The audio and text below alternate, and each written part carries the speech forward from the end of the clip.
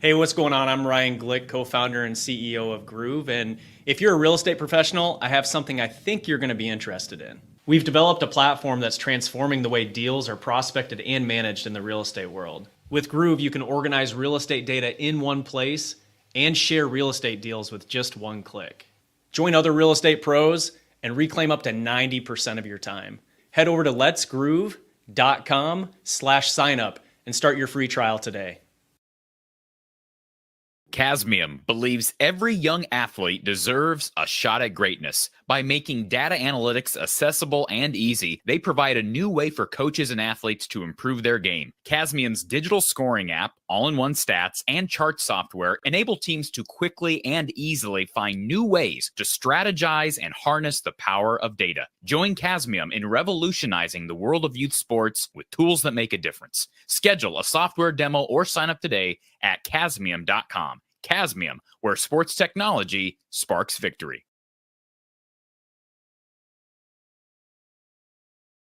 And of course, introducing everybody to one of our fine sponsors, Ascent Nutrition, one of my favorite companies to work with for a number of reasons. One, because Lance Shuttler, the owner of this great company, is a big Hawkeye fan himself. If you missed our preview for Iowa men's basketball here, published, what was that, yesterday? You missed an awesome interview with Lance Shuttler, a good friend of mine, and he's selling some great products, providing Hawkeye fans across the country with better health options and better supplement options. Their two detox products that they're featuring right now, their pine needle extract and their humic and fulvic acid, part of this bundle that's being sold at a great price, 15% off with the code Hawkeyes15. This company goes through rigorous third-party testing. Their products are organic, they're wild harvested, they're pure, they're clean. Help your health, your brain clarity, your gut health, even your immune system by exploring how you can start your ascent with Ascent Nutrition. For a limited time, Ascent Nutrition is offering 15% off when you purchase this bundle. Click the link in the description below and use the code Hawkeyes15 for 15% off your order. Again, that's Lance Shuttler and Ascent Nutrition. Go ascentnutrition.com/Hawkeyes and use the code Hawkeyes15, and there is a 90-day money-back guarantee. Sometimes making a change for your physical or your mental health is, well, the best option on the table. And it was certainly the best option for Iowa football at quarterback. We'll get to that in a little bit. I'm sure it won't take us long to get to that storyline. But how about these numbers to start things out? I'm going to throw up the rushing numbers at the bottom of the screen. And everybody wants to talk about Caleb Johnson. But let me start this show by talking a little bit about Liddell Betts, because here's a guy who I don't know has gotten enough credit for what he's built here. And ironically enough, about an hour, maybe 2 hours prior to kickoff today, Iowa landed yet another Florida tailback for its 2025 class. But look at those numbers below. Caleb Johnson, 24 carries, $135, another hat trick, 3 touchdowns for Caleb Johnson. Kamari Moulton had 9 carries for 74 yards. Jas Patterson, 10 carries for 56 yards. Oh, and by the way, Iowa's quarterback Brendan Sullivan added 58 ground yards with a touchdown. He was also 70% through the air, 93 yards through the air, had a touchdown pass. But this day was really about the rushing attack, and you knew it would be, right? We talked about this pre-game. In my preview, I brought up the disparity, really, with Iowa's rush offense versus Wisconsin's rush defense. And if you missed that preview, I'll give you these numbers again. Heading into this game, despite what your preconceived notions may have been about Wisconsin because of what that program historically is on the defensive side, Wisconsin came into this game 14th in rush defense. And of course, Iowa, the number 1 rush offense in the Big Ten. So you think, boy, there's an opportunity to take advantage. And you'd have to think Iowa identified that on tape and said, not just because of the numbers, but also because you're down to a very thin quarterback room. Not to say that the coaching staff at this point doesn't believe that Brendan Sullivan is the guy. I think they'd be foolish not to at this point. That's my opinion. But they were really thin. You could not afford to run Brendan. I mean, he carried the ball a little bit more than I would have expected, actually, the 58 yards, and got out of bounds when he could. But the point is Iowa saw the ability to keep the clock moving, run the ball down Wisconsin's throat. They did that. They took advantage of one of the worst rush defenses in this conference. And Iowa, although its pass defense has not been up to snuff this year, heading into the game, Iowa was 11th in the conference in pass defense. Wisconsin much better in that category, 4th. Neither of these pass offenses really threaten you that much. At least we haven't seen an Iowa pass offense to this point that looks real threatening. We don't know what it could look like when Iowa's called upon to throw, but they were not called upon to throw tonight. So was I expecting a 32-point rout? No. I thought Wisconsin would be able to do better against the run than they did. All right. I did not expect, 4 guys to go 55 plus on the ground. That's ridiculous when you think about it. There's plenty of games in recent time where Iowa, and I'm not talking about this year, but in recent years, where Iowa's failed to have a single rusher hit 55 yards. Iowa for the day, 329 passing yards to 124 for Wisconsin. That box score, the team stats, you could really just flip. If you want to look at like past Wisconsin-Iowa matchups from like the last 10 years, at least 10 plus years, historically, they're completely flipped, completely, almost in every way imaginable. Now, the one difference right now with Iowa's offense, and again, we've yet to see how far Brendan Sullivan can take this team with the passing attack because they didn't need to tonight, but Wisconsin doesn't typically have a real mobile guy at quarterback. Iowa's got an opportunity now with Brendan Sullivan to make this offense not just good and elite on the ground, but really good collectively if they can utilize what they've got at quarterback through the air. And I think they've got a good one. Brendan made a couple of really nice throws, and had a bad throw early. We'll talk about it in that first quarter. He threw behind Jarrett Bowie, but I didn't really notice any other real bad decisions. I know he had the grounding penalty, kind of a tough situation. I thought pass pro was below average at times, but man, just overall phenomenal performance by this Iowa offensive line, the Iowa backfield. That includes Brendan Sullivan. That includes the wide receivers. We saw guys like Jacob Gill. You can see why I think Gill is the best receiver on this team, not just because of his ability to run routes and catch, his ability to block downfield. Now he's got tremendous chemistry with his quarterback. And boy, things were just rolling. And when's the last time we could say that Iowa scored 40 in 4 different games during a season? And we've still got several games left, 2 of which are against a couple of the worst defenses in the conference in UCLA and Maryland. Oh, and by the way, Nebraska gave up 50 to Indiana. So what could this offense do? That's yet to be seen, but what a day on the ground. And Iowa wins this one 42-10. If you're new to the show, folks, this is Iowa Postgame with Coach Don Patterson. I'm your host, Corey Brada, here from the Hawkeye of the Storm. It would help me and it would help us, folks, if you right away hit that like button, just slide down, hit the thumbs up. I know I ask you this every week. Please do that. It would just take a couple of moments and it would help us greatly in the algorithm. If you're not subscribed, we're here every week. I'm here every week through March, as we go through men's and women's hoops, and the regular season there is starting next week as well. So be sure you're subscribed, turn notifications on, but hit that like button, folks. It does help. Coach Patterson is en route back to his home base from Kinnick Stadium. He was there tonight for the blackout. He'll be joining us, and an appearance from On 3 and Hawkeye Reports, Tom Kakert, following the press conference from Kirk Ferentz at Kinnick Stadium. So lots to get to. We've got our call line open. It's sponsored by Iowa Smokehouse. So let's go to our first Iowa Smokehouse caller of the day. We've got Mr. Alex here with us. Alex, welcome to the show. Good evening, Corey. How are you tonight, sir? I'm pretty good. Now, I will say this. Everything I just said was positive. Yeah. But I have a feeling, typically these shows last at least 2 to 3 hours. My guess is, and this is not me trying to be Debbie Downer, but because I've interacted with this fan base enough, and I'm a fan at heart myself, I'm almost certain there are going to be people tonight, at least one, probably more than one, that are going to come on here happy and yet ticked. And why are they going to be ticked, Alex? You know the answer to the question. It's the what ifs. What if we put Sullivan in at quarterback earlier in the season? That's what it is. People can run away from it if they want. They can say, enjoy this, you unappreciative little. I don't care. I mean, I'm not someone saying it. I'm just saying, don't judge other people for being frustrated. I understand.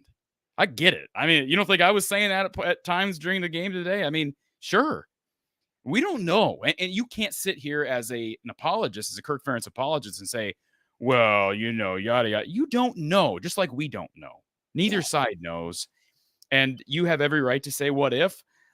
I happen to believe, in my little fantasy world that means nothing, that if Brendan Sullivan had played from week 1, Iowa would be at least one game better in the loss column.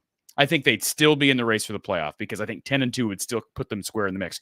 You can say I'm wrong if you want, but for one thing, I think if Iowa had played Sullivan in the red zone against Iowa State, we wouldn't be having this conversation, because they were up 13-0 at halftime. Had they had one more score in that first half, Iowa State's not coming back in that game. They went 2 for 3 red zone trips with 2 field goals against Iowa State. Ridiculous. And it was the next game. Let's not forget, it was the next game against Troy when Iowa made the adjustment. And kudos to Tim Lester. We don't know what Lester wanted to do. Maybe Lester wanted to make the switch prior to that. Maybe he wanted Sullivan all along. We don't know. So it's a stupid debate to have, but it is fair to say, what if? Yeah. I have one more what if, is Deshaun Lee.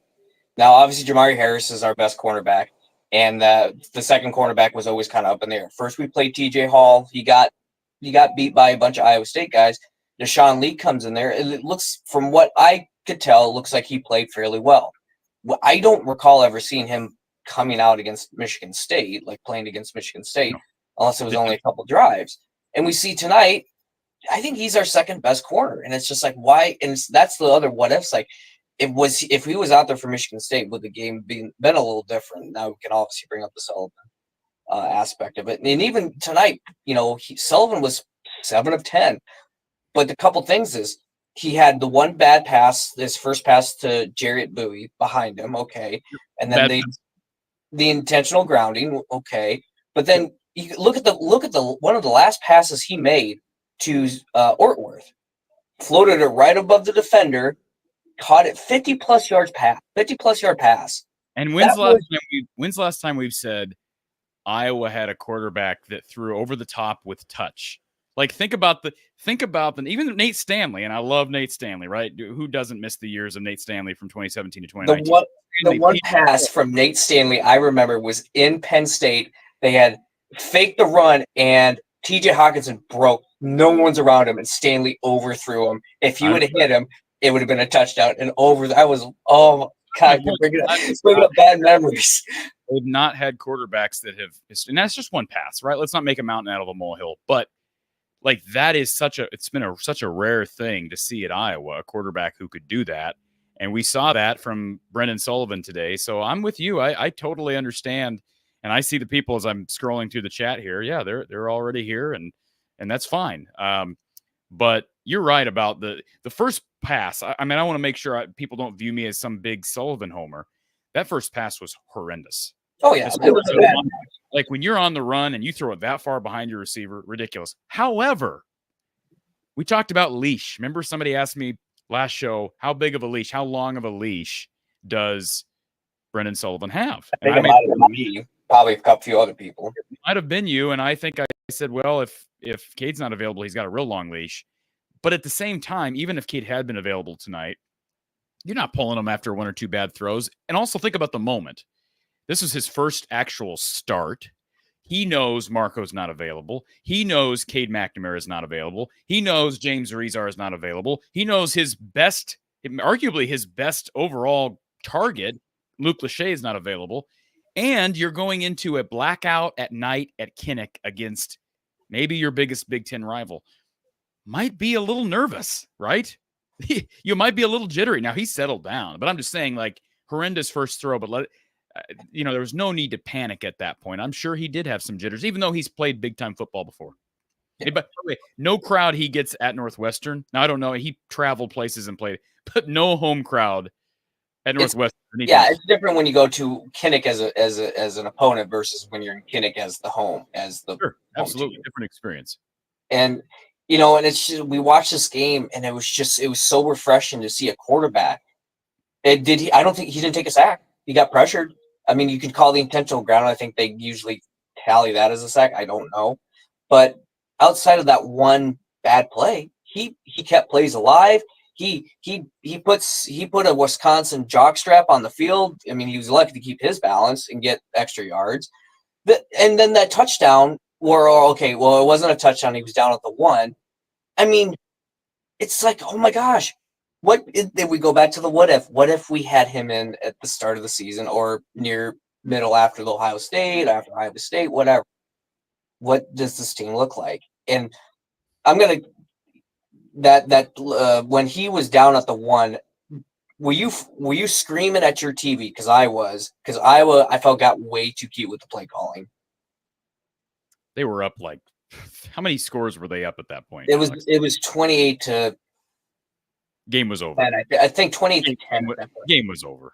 It was too cute for me. It was just like I'll bet I didn't have a problem with it because the game's over at that point. I mean, the magic number, as Don always talks about, is usually 17. And against that Wisconsin offense versus that Iowa defense, I said it before the half. I said if they can score and make it a 3-score game before halftime, this game's over at halftime. And that's why I go back to Iowa State. And Iowa State's a different team. And I watched basically that entire Iowa State game today. Watched them lose to Texas Tech. That's not a great Iowa State team. They're undefeated to this point, but that's not a great team. They've got really good wideouts, right? In Higgins and in Jalen Noel. No, is it Noel or Noel? It's Noel. But here's the problem: you're up 3 scores against that D. No way.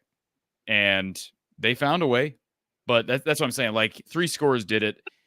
And I actually don't think it was a horrible pass by Sullivan on the slant to Seth Anderson. It was clear pass interference. So I thought Tim Lester just he called a phenomenal game, and it was clear they were going to stay conservative. It was clear from the get-go, and you could have guessed that was going to happen. I just don't think anybody anticipated Iowa would have this much success on the ground because Wisconsin knew Iowa was going to keep it on the ground. They couldn't do anything about it. No, and that interception by Nick Jackson, that you were probably obviously watching on TV. Did you hear the rules analysis saying it should have been a penalty because he kicked the ball? He doesn't know what he's talking about. No, even the announcer was like, I don't agree with you on that one. This is just like watching targeting in slow motion, and we all do it. Yeah. When you slow something down, yeah, it's going to look like he's intentionally kicking it, but there's no way an official, and they can't go back and call it later. There's no way an official in full speed is going to look at that play and say, I think he meant to do that. But, you probably saw me tweet it out, Alex. That play, and this is the second week in a row, just made me think of Tyler Sash. And it's been 15, I remember you saying that, yeah. It's been 15 years since his pinball interception against Indiana. And it's just interesting. 15 years later, right around the same time, just I believe days after the 15-year anniversary of that pinball interception, this happens. I just think it's interesting. Can we use the Iowa State argument that if Iowa plays Iowa State, we beat them? I've been saying that since the day I've said that. I said that the day after, Alex. I said if they play 100 times, I think Iowa wins 75 to 80 of them. Oh, it's the joke of like when Iowa beats Iowa State, and then Iowa State goes on a tear. You see on Twitter, Iowa State fans say, well, if Iowa played Iowa State, now Iowa State would crush them. So this is making a joke. Iowa normally gets better as the season goes on. I don't know if State doesn't, but Iowa State has struggled to beat teams. And Rocco Beck, give him credit, led them on a game-winning drive against Iowa, game-winning drive against UCF, nearly did it again tonight if the defense doesn't falter. But no, I mean, that's a game Iowa shouldn't have lost. And let me just, to all the people that thought they were throwing salt in my wound 2 weeks ago, I'm going to say it again, and I'm going to say it proudly. Michigan State is crap. Okay, they're crap. They're not any good.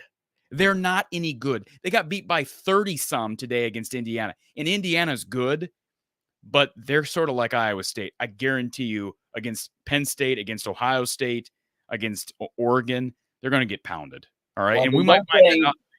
You watch the Big Ten championship game. You watch Indiana get pounded. I like Indiana. I like Signetti. I love the storyline. That is not a good. Iowa had no business going to East Lansing and losing that game. They just didn't. Indiana doesn't. I can't remember who they play next, but they play Ohio State. They don't play Penn State or Oregon at all this season. Can't remember who they play next. Play Oregon in the title game. Oh, they play Michigan next, and then they have a bye, and then they play Ohio State. Yeah, so we don't know. I should say that because we don't know what's going to happen with Ohio State. But assuming they keep winning, I guess they'd have to beat Ohio State, or else win it with a tiebreaker. They're going to play Oregon.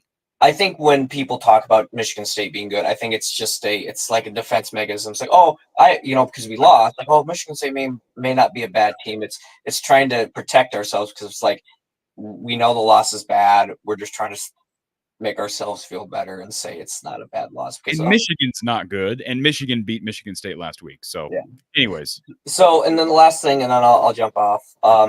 I obviously when we scored that Jazz Patterson touchdown, I think I like the future of the running back room. A and B, I like the depth that we have at the line. I kept hearing two different names. Caden Piper.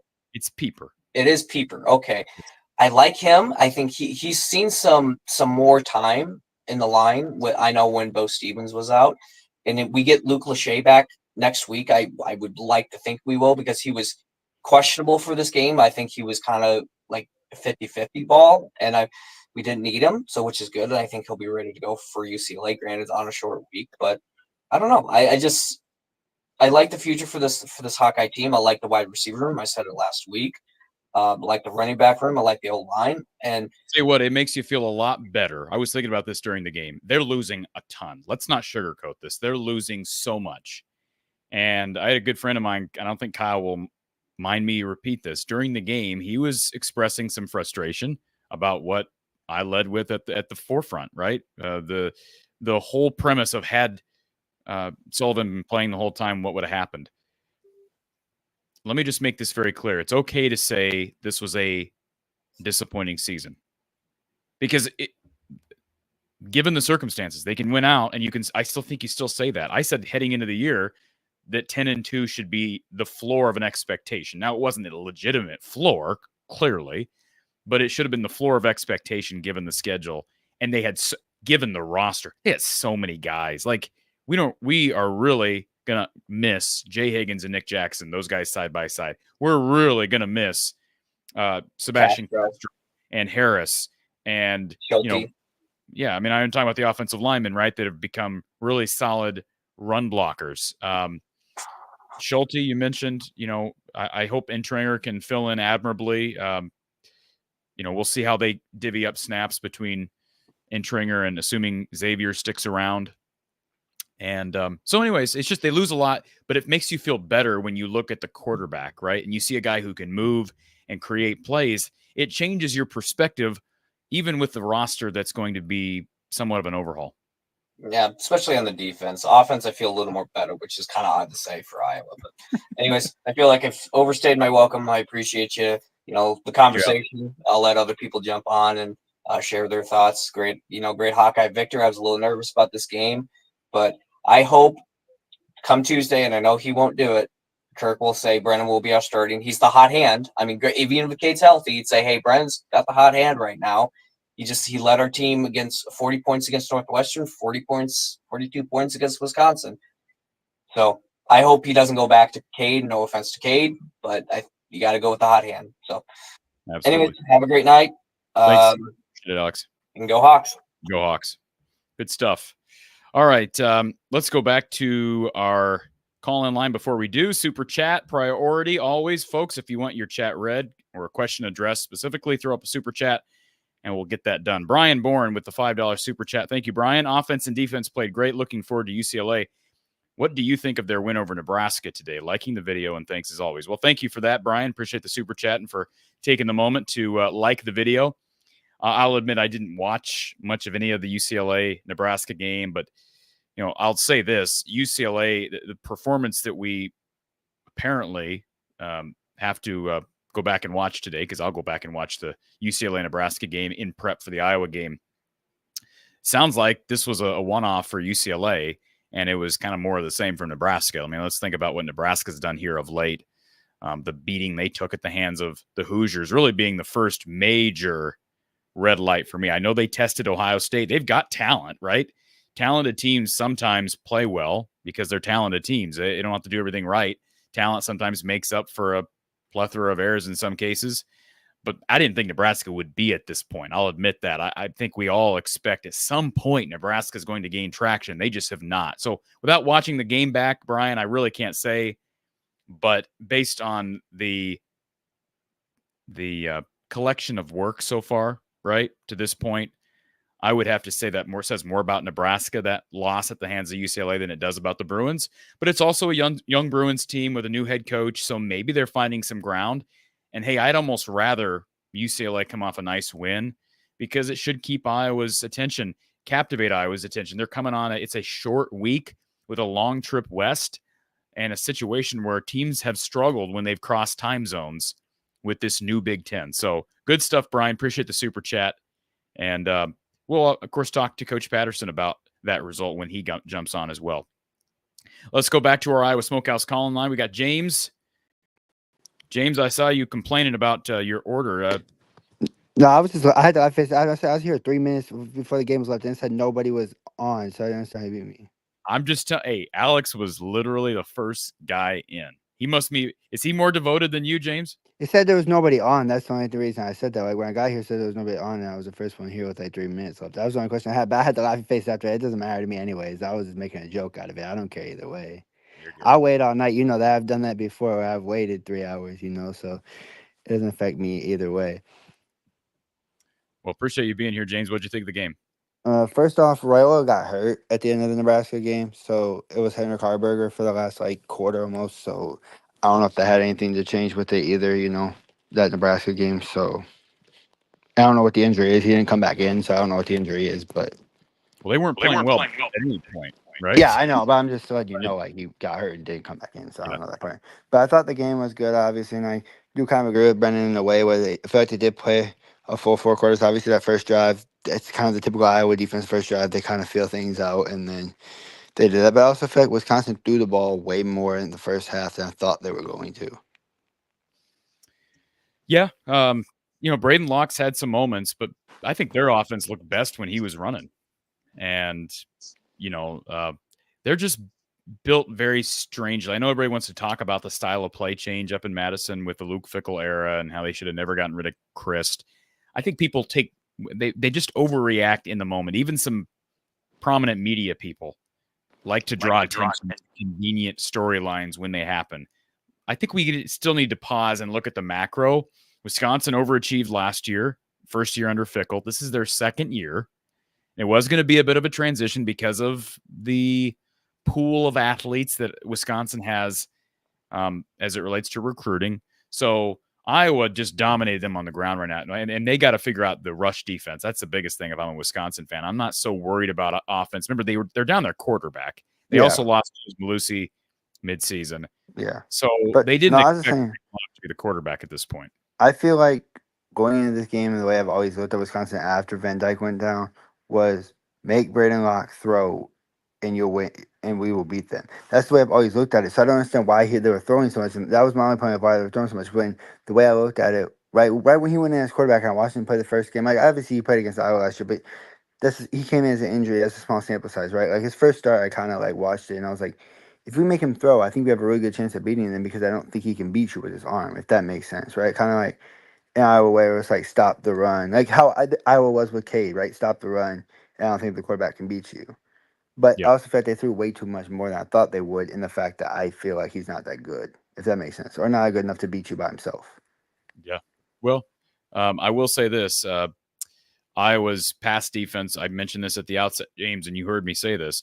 Iowa's pass defense has been the weakness.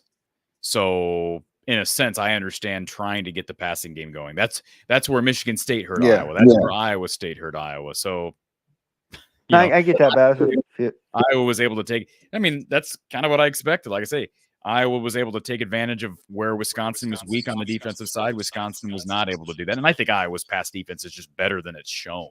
I think they're better now. I think Deshaun Lee's better. I think they're just better right now. I think Xavier Wamp is playing better than he was earlier in the year. And, Castro's back. So there's reasons for it.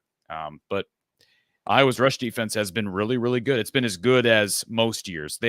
Heading into this game, Iowa was 4th in the Big Ten in rush defense. I don't know what they are historically, but no, excuse me, 7th in rush defense. Let me make sure I get those stats right. Maybe not as high as you'd anticipate, but it's an 18-team conference now, and probably doesn't help when you're on the field more because your pass defense isn't as good. So, anyways, Yeah, I don't think Braden Locke's very good. I don't think he's the answer. That's for sure.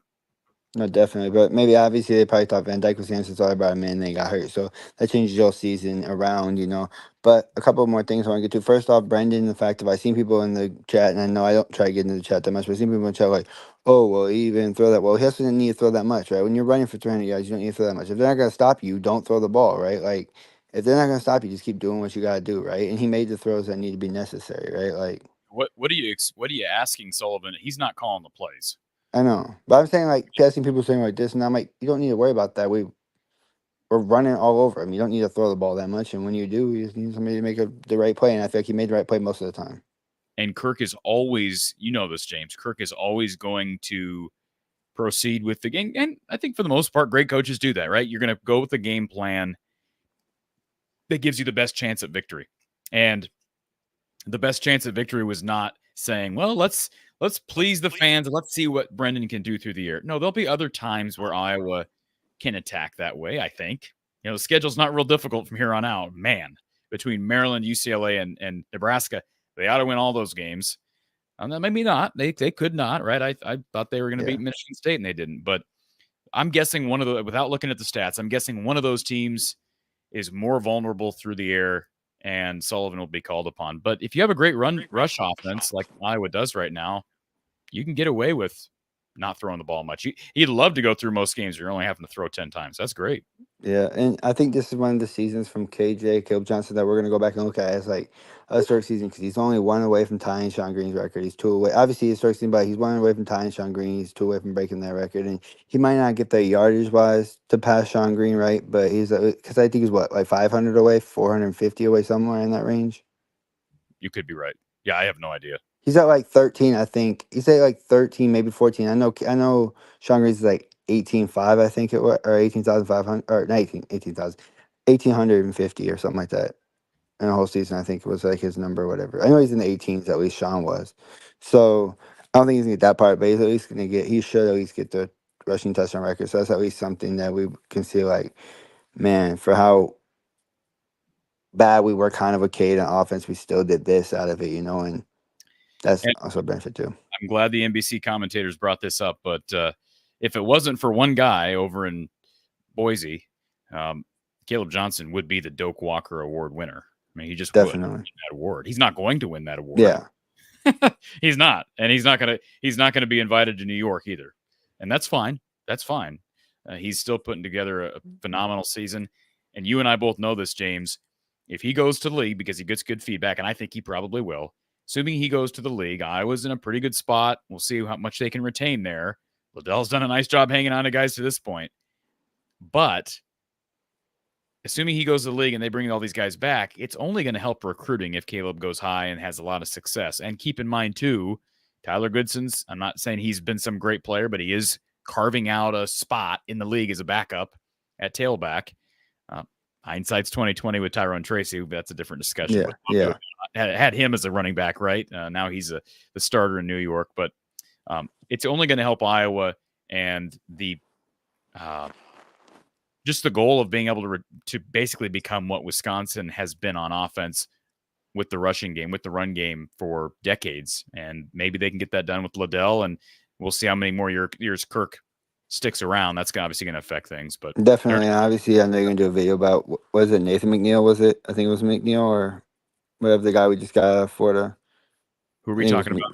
The guy we just got out of Florida before the game. Yep. McNeil, whatever. But yes, sir. Yeah, I'm saying that's another, obviously, you know, LeVar or Del Best, whatever. He's done really good at that recruiting Florida, getting those guys. Kamari's from Florida, Jazz is from Florida. He got this guy coming in from Florida, right? So we've done a really good job in the ground where I think people underestimate us, right, when we get to Florida, right? Because, like, you don't think Iowa would recruit Florida, right? It's Iowa. We're in the middle of nowhere, pretty much, right? Like, that's how people look at us, at least, in the middle of nowhere. And we're still doing what we need to do to get the guys not from the state. Obviously, Brevin's from the state, but I mean, like, the rest of the guys not from the state.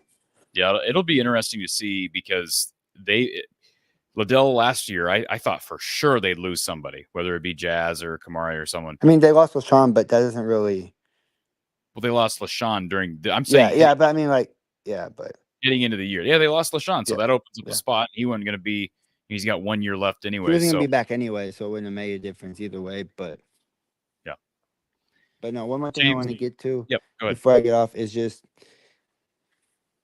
I think this is going to be a way where kind of what they did with Petrus. And I know the injury is different compared to Cade and Spencer when Spencer got hurt. Is I think he's just going to say, "Oh, he was injured all year." That's how I think he's going to look at Cade. Like, "Oh, he's injured all year," so he doesn't have to make that decision. What? Who cares? No, I know, but I'm just saying. I've seen people in the chat saying I think that's what he's going to do, where he's going to be like, "Oh, he's injured all year," and just so he doesn't make that decision. Well, if he does, he does. I like I said last week, whoever is playing, that's what's important, right? I don't care if Kirk wants to protect. I'm for the record, I'm not questioning whether Cade's out right now, but Cade has been a walking boot. He's been basically a walking iron lung since he got here. So I think it was time to move on from that experiment anyways, unfortunately for him. And I hope he can kind of be like what Spencer Petrus was during his final final few months at Iowa, final year, actually. Basically, he turned into a coach. Yeah. I'm hopeful that Cade can do that for Sullivan. And Marco, for the record, people asked me this prior to the broke his thumb. There was a cast on his hand, yeah. Yep, broke his thumb. And, he was there. They actually showed him on the sideline with Cade today. So he's not sitting out because he's transferring. That he could leave, and it's always possible guys leave. But I'm just saying that had nothing to do. He broke his thumb. It was brought up during the NBC broadcast. And James Rezar, he's also unavailable. Even if he was still at quarterback, he's unavailable due to an injury. So Sullivan's health is obviously important. We'll see if Cade's back next week. Yeah, and it does scare you in that aspect of Jackson Stratton being what he is, an unknown commodity. It really doesn't scare me. It really doesn't scare me because I think Jackson Stratton is. Yeah, but to some people it might scare them. I think he is more than capable. But I'm saying, like, to some people, it would scare them of like, people don't know what he is, right? And like, kind of our track record with quarterbacks has been very. Yeah, what I like about that though. You know what I like about that, James, is I know it was a late ad and he was a preferred walk-on. He's a former scholarship guy at Colorado State. He initially was committed to Washington. So he had high major attention. He comes here, wants to earn his way. And who brought him in? Tim Lester. Yeah. So I feel, and if they're as good as they are on the ground, it helps having a mobile quarterback. But I mean, if he comes in the game, if something happens to Sullivan next week and he has to come in, he's going to be handing the ball off a lot. Yeah, for sure. I mean, he did anyway, so that's not a big point. But no, it was good to get the win, and obviously, I didn't expect it to be that, but I kind of felt comfortable because it's a home game, and I always feel more comfortable with home games, obviously, road games. So I didn't expect it to be 42-10, but it's always good to win. It's always good to beat Wisconsin whenever you beat Wisconsin, and especially beating them down like that because then they can't say anything. But we'll see how it goes next week. Obviously, we got Friday night game. It's going to be a long night for you, but hopefully we can go to UCLA and win because, like you said, the time travel has been an issue for a lot of teams, and I know Kirk will try to have the guys ready, but, going to Michigan State and losing does scare you a little bit when you have to go all the way across country now and play after that, right? Like, that's your next road game after that. That kind of does scare you a little bit, but. Real quick, because I didn't watch the game, I'll watch it. Was the UCLA game this week at Nebraska? Yeah, it was at Nebraska. Well, there you go. I mean, they're crossing 2 time zones this way and beating Nebraska. So that's really bad for Nebraska. But, it's not impossible to do that. Teams have done it. And, I know. I know that's been a highlight of the Big Ten year, kind of from Big Ten media, like, oh, it's this and everybody traveling him there. But no, it's going to be good to see. And obviously, everybody leave a like and tune in if you like basketball, Monday, first basketball game of the year. And I think that's important, too, to get Iowa rolling in that sport, too, obviously, so we can just have good years and everything and keep going. James, remember, Monday, Wednesday, Thursday, Friday. Yeah, and Sunday. And Sunday, the following Sunday, because you got the women they play in the right. Isn't it the following Sunday? They should play. It's either Saturday or Sunday. They play Virginia Tech. It's one of those 2 days. I don't remember which one, but I know it's one of those 2 days. Yeah, good stuff. Appreciate you being here, James. Yep, enjoy your night. Thank you, sir. All right, good stuff. And I'm so far I'm liking the positivity in the chat. I think everybody is fairly positive. That's great. Why not? After a 42-10 win against a rival. And I see some comments like Asphalt Hoops here. He says, I do feel bad for Cade. Never really recovered psychologically from his injuries. It will make him stronger in the long run. It should. On and off the field. I mean, he may not have a future on the field, frankly. Maybe he does as a coach. But this whole experience, just like I think Spencer Petras should be a better person because of the challenges he's dealt with. Seems like it's helped him on the field. I mean, went over to Utah State. That's not a very good program right now, but his numbers are substantially better than they ever were at Iowa. Further indictment on Brian Ferentz, but he's had a pretty good year down at Utah State, in spite of the fact that team has struggled mightily. All right, let's go back to our Iowa Smokehouse call-in line. We've got Ryan here. Ryan, welcome. Hey, Corey, how you doing, man? What a great day, huh? How are you? Oh, Ames College loses in soul-crushing fashion. They did? And we spanked the living bejesus out of I hate Bucky. I just hate Bucky. I always have. You know that. Well, you liked him. You liked Bucky more when Bert was there, right? No. You liked when Bert was the head coach, right? No, and speaking of Bert. Please be kind to Bert. Hey, Bert was not happy after that game, and we're talking about Brett Bielema. He was not happy. You see his comments to the officials. He was not happy. He's going to get fined. He's probably going to get a cut. No, I didn't hear it. I didn't hear it. I was busy doing stuff, but I do not have a whole lot of respect for the Minnesota football program. In fact, I never have. I think they're just perennial pretenders. And then to see, living in this godforsaken, horrible crap state called Illinois, they're listening to Bert talk Illinois up like they're relevant or something, and I mean, there's like 8 fans in this whole area, and I live in a very populated area, so just seeing them get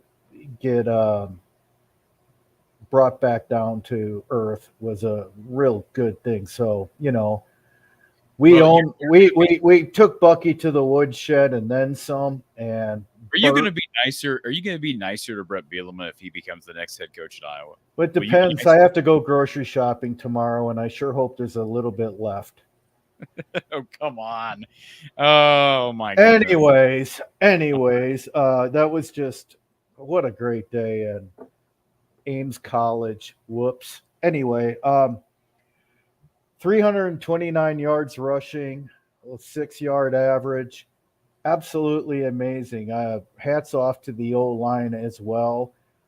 They looked finally like it recently as well, but they look like the offensive line we were expecting now that they're extremely what's the word I'm looking for? Veteran. Thank you. Yeah. I mean, they finally really look like they're gelling. Obviously you already covered it, but if Sullivan was the starter from day one, there's no doubt we would have beaten Ames without much problem.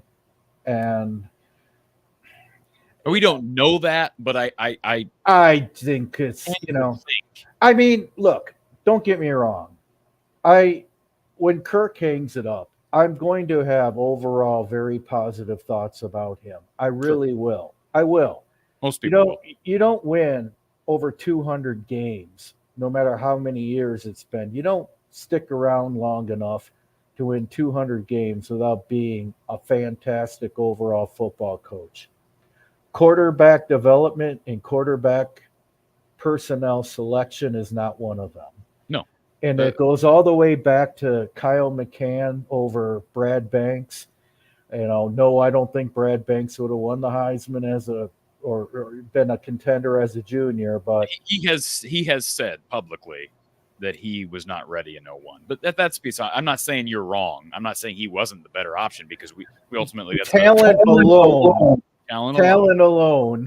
I think he was a much better quarterback.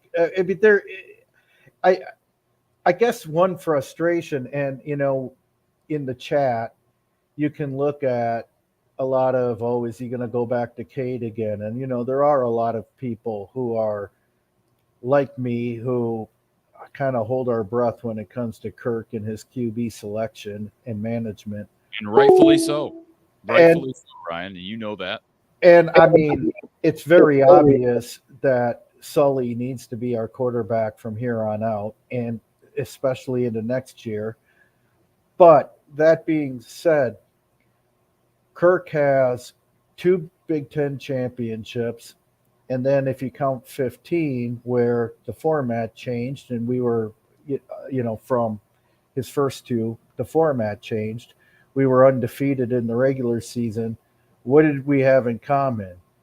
2002, undefeated, Big Ten champion, co-Big Ten champion with also undefeated national champion Ohio State, did not play, Brad Banks, mobile. 2004, Drew Tate, mobile. 2015, CJ Beathard, mobile. And yet he seems to really love his statues. If you really watched the game today, which you probably saw 4 or 5 times where Cade would have been sacked on a 5-6 yard loss, where Sully was able to make it a 5 to 10 yard pickup. That is so important. And when you don't have dynamic passing, you don't have a great receiving core, you better be a pinpoint accurate passer when you do pass, and Cade just isn't anymore.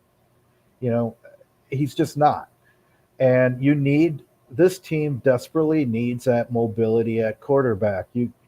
I don't think it's a coincidence that we put 42 points up today. Real quick, I have to. This makes me smile. I knew this comment was going to come. Well, we run for 400 on Wisconsin. Brad is out here pointing out a disappointing season entitled.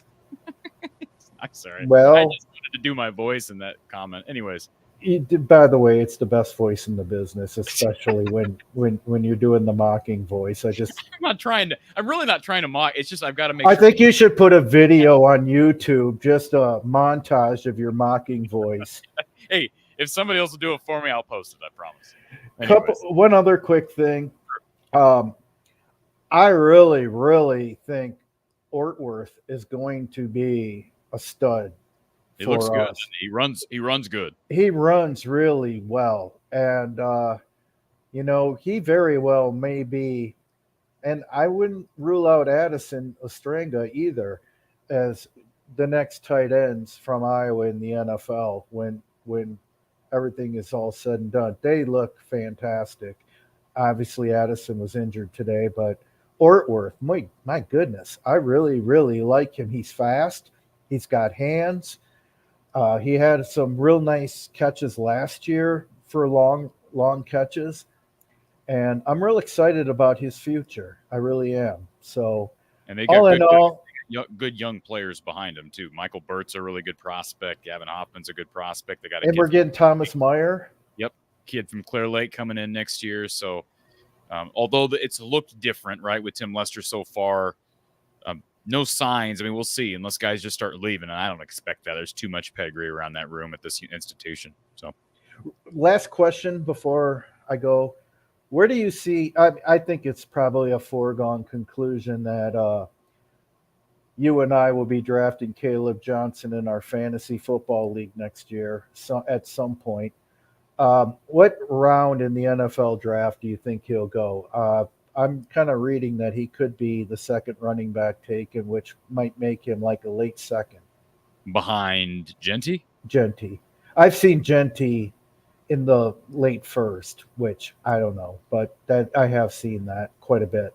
Yeah, I'm not going to pretend to be an NFL draft expert, but my guess is that he's probably a second round pick. I'd be surprised if he's first, but I don't know. I mean, he's running behind a really good offensive line, and the league knows that. These scouts know that, and not to take anything away from him, but I'm just saying, like, that's part of the equation here. That's part of why he's getting so many yards. It's part of why Genty's getting so many yards. Now, he's just got some freak abilities, and Caleb's got some of that, but good question. My guess is my safe pick right now would probably be second, but.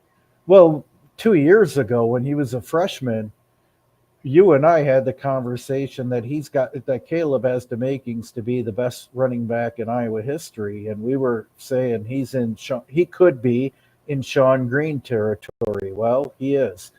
And Sean Green was the first pick in the second round when he went after the 2008 season in the 2009 draft. I could see Caleb being a fantastic fit in Dallas. I could see him being a really good fit in Cincinnati, which would be a hometown for him. He's from Hamilton. I could see him in New England, Carolina. There's a lot of teams out there where I think Caleb would be a day one starter.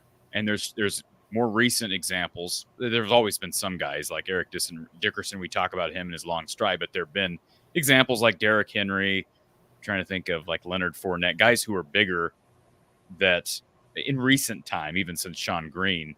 And Sean Green was I'm not implying that he was a tall back, but I think physically they're really going to the scouts are going to like the upside of a guy like Caleb Johnson. So, absolutely. As well. Ryan, appreciate you calling in, Hey, sir. thank you. Go Hawks. And I have some Badger relatives, and your tears are delicious. Thanks, Ryan. Appreciate it. Our RTI Threads player of the game, Caleb Johnson, I just thought it was due. I went through several guys. I'm like, man, do I pick this guy? Do I pick this guy? Our RTI Threads player of the game is Caleb Johnson. 24 attempts, 135 yards, and 3 touchdowns. And yes, RTI Threads, they're sponsoring this show, and they have apparel lines from guys like Aaron Graves to Carson Shire, from Jacob Gill to Zach Lutmer. They're also heavily involved with Iowa basketball, Iowa women's basketball. Go down the list. Iowa baseball. Check it all out. RTIthreads.com/NIL. I'll show you the website here later in the show. But certainly support RTI Threads. The more support you give to people like RTI Threads, the better shape we're in right here to continue with Coach Patterson, Coach Close, Kashin, all the great guests, the great programming, the live stuff, the videos, everything. So please support RTI Threads. That's www.rtithreads.com. And with that being said, we welcome the man of the hour, none other than Coach Don Patterson. Coach, it was a little easier for you to get home today. I'm guessing maybe some people left early when Iowa got up. Some of them were. A few of them were in red and white also.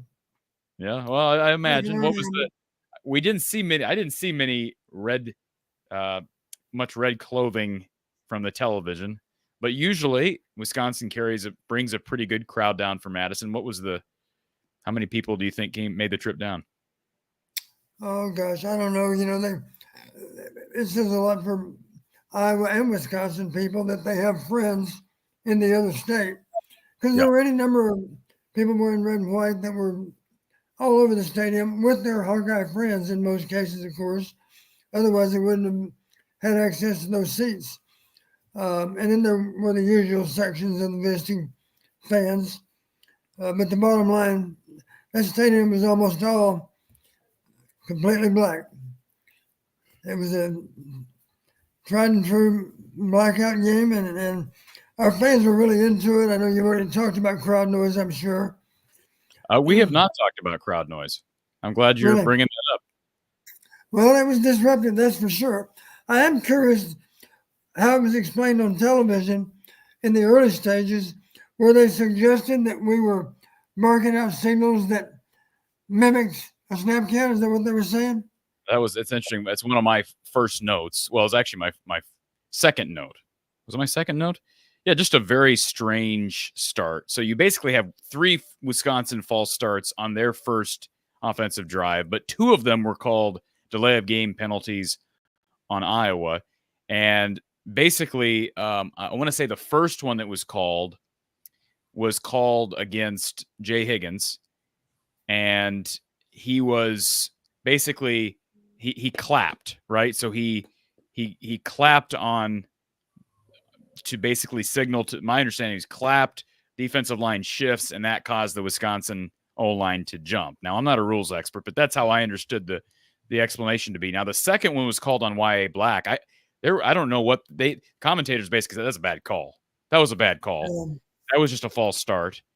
And I just have never seen a series of, I remember a few years back, the 2021 Penn State game with all the false starts on Penn State down in the north end zone. But that wasn't down in the north end zone. No. And that was more related to Iowa shifting and moving. And so, yeah, I mean, have you ever heard a series of calls quite like that in the first quarter?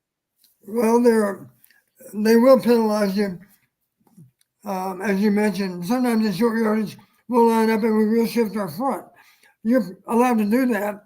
The only thing they've gotten us on is you can't bark out a command as far as identifying when to shift, because it Right. sounds too much like the quarterback calling his signals. And in that regard, they can give you a delay for that. Well, But of course, if you want, clap.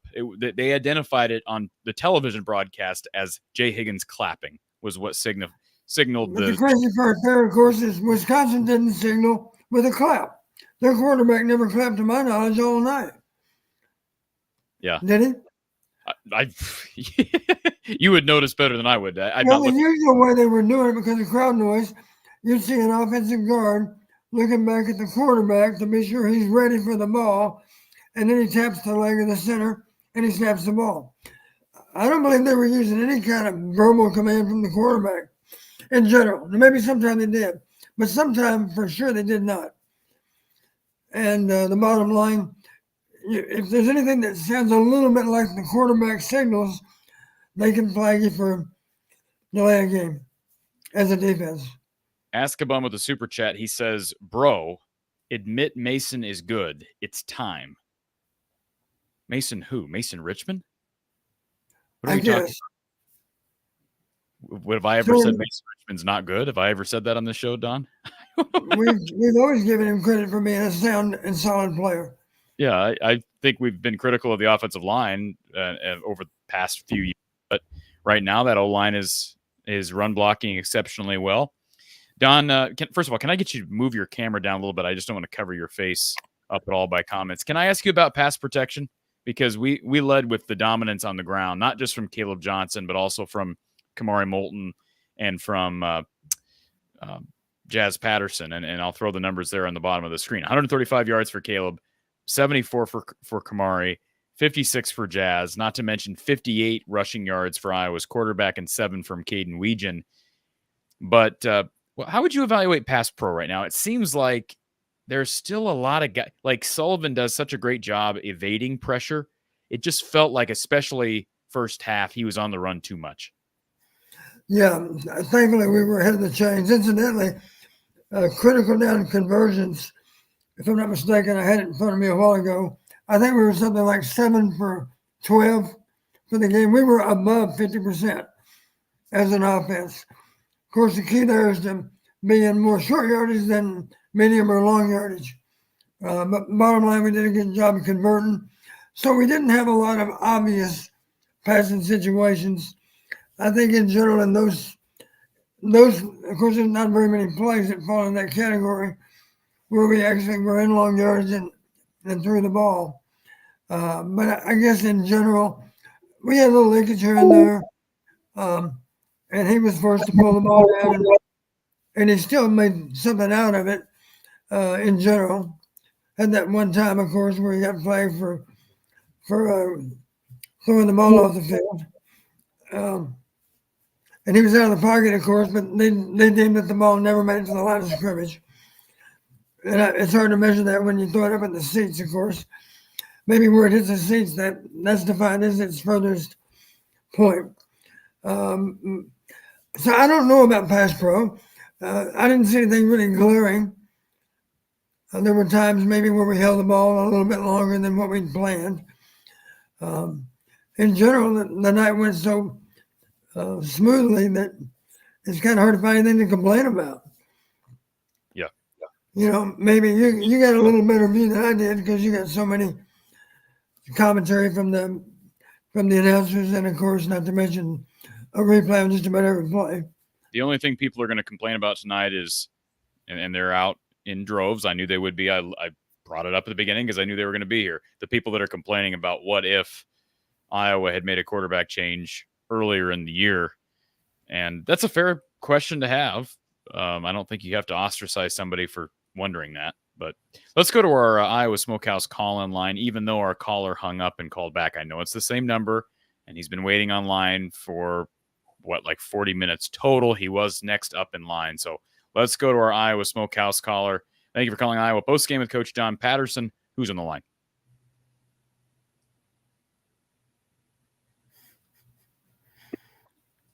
Could you hear me, Corey? Hello, you're on the air. I hear you now. Okay, Trent. Hey, Trent. Hey, what's up, guys? Is Coach on now? He is on. Because I called in. I called in when you took the first call with Alex, and Yep. I wasn't even going to call in tonight until you said that if Brendan Sullivan would have been starting since the beginning of the season, that Iowa would have one less L in the loss column. That's my thought. Well, it might be two, right? Well, could be.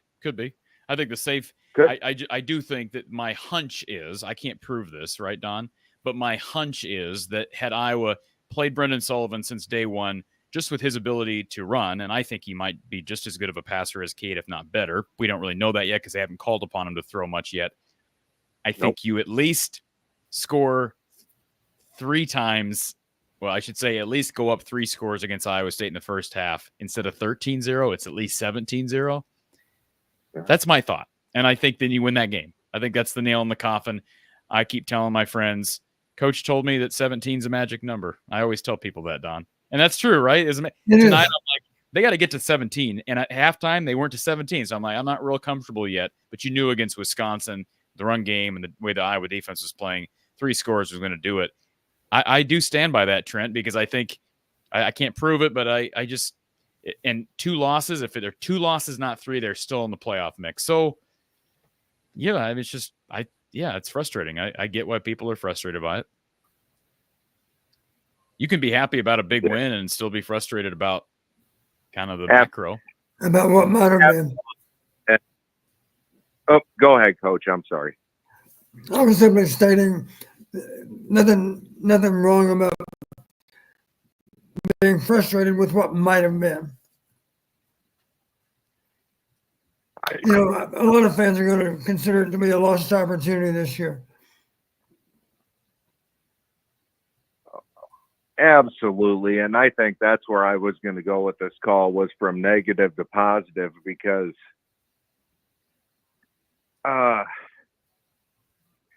so I'm going to be honest with you guys, and this might sound crazy to both of you, but I think Iowa's toughest game on the schedule is next week at UCLA. I don't think and I think if they win that game, I think they do run the table. I think Kirk ties Woody Hayes for the most Big Ten wins. Then I think he all but has to come back next year. Why wouldn't you? And I'm okay with that. I really am. You're okay with what? Him coming back next year, or with Kirk coming back? Yeah. No, okay. I'm okay. I think Tim, Corey, so you said all year, right? And I'm going to quote you verbatim here, but you said that you expected the Iowa passing offense to get rolling by October. Mm-hmm. Well, Corey, you're not wrong.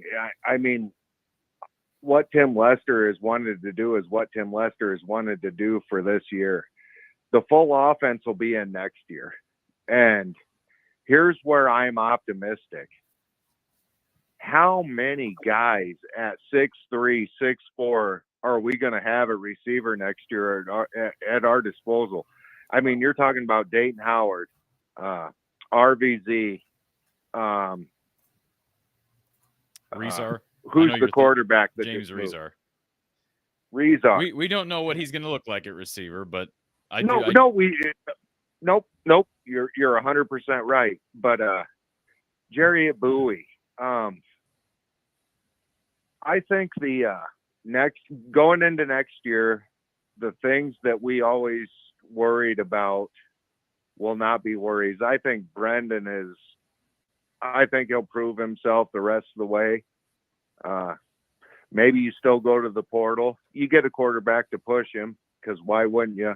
Well, they may have to. They may not have the numbers. I mean, we don't know what's going to happen with Marco, but Cade's going to be gone. Rezar's, they're going to have to go to the portal, even if Jimmy Sullivan comes in healthy. Absolutely. But I think Brendan has proven he can be the guy. I think we've only seen half of Tim Lester's offense so far. You know, this will always be one of the more disappointing seasons to me. I'm not trying to sugarcoat that. There was just way too much coming back, especially on the defensive side of the ball. And then I see them put up 42 on Wisconsin and take them behind the woodshed, pull their pants down, right? 42-10. I mean, guys, people, Trent, you know this. People really resent you saying that following 2 straight 40-point performances and 4 on the year. They really resent someone saying it's a disappointing season 3 games prior to the end of the season. But I get it. I'm not saying you're wrong. I totally get what you're saying, because if we're being honest with ourselves, we know where Iowa stands regardless of the result in the last 3 games.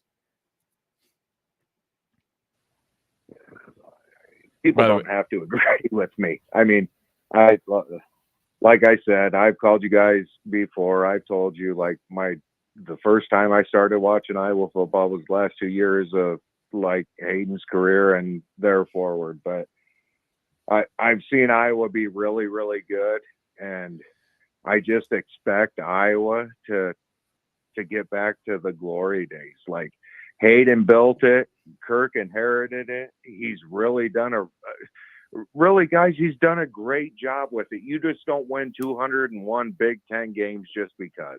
I don't care longevity. You can say he's been throw out that doesn't matter, right? Like, Emmitt Smith's not the leading rusher in the NFL. Longevity plays a role in all this. So I'm not knocking Kirk. Guys, it was just it's a disappointing year. It's a great win, and I think next year the schedule's daunting. It is daunting, but I trust Tim Lester. I think the pass offense will be put in by next year. I don't know, guys. I'll always be optimistic. Well, Trent, we appreciate you calling in, sir, and keep up the faith, and we'll hopefully talk to you late next Friday night. All right, sounds good. Thank you, Take sir. care, guys.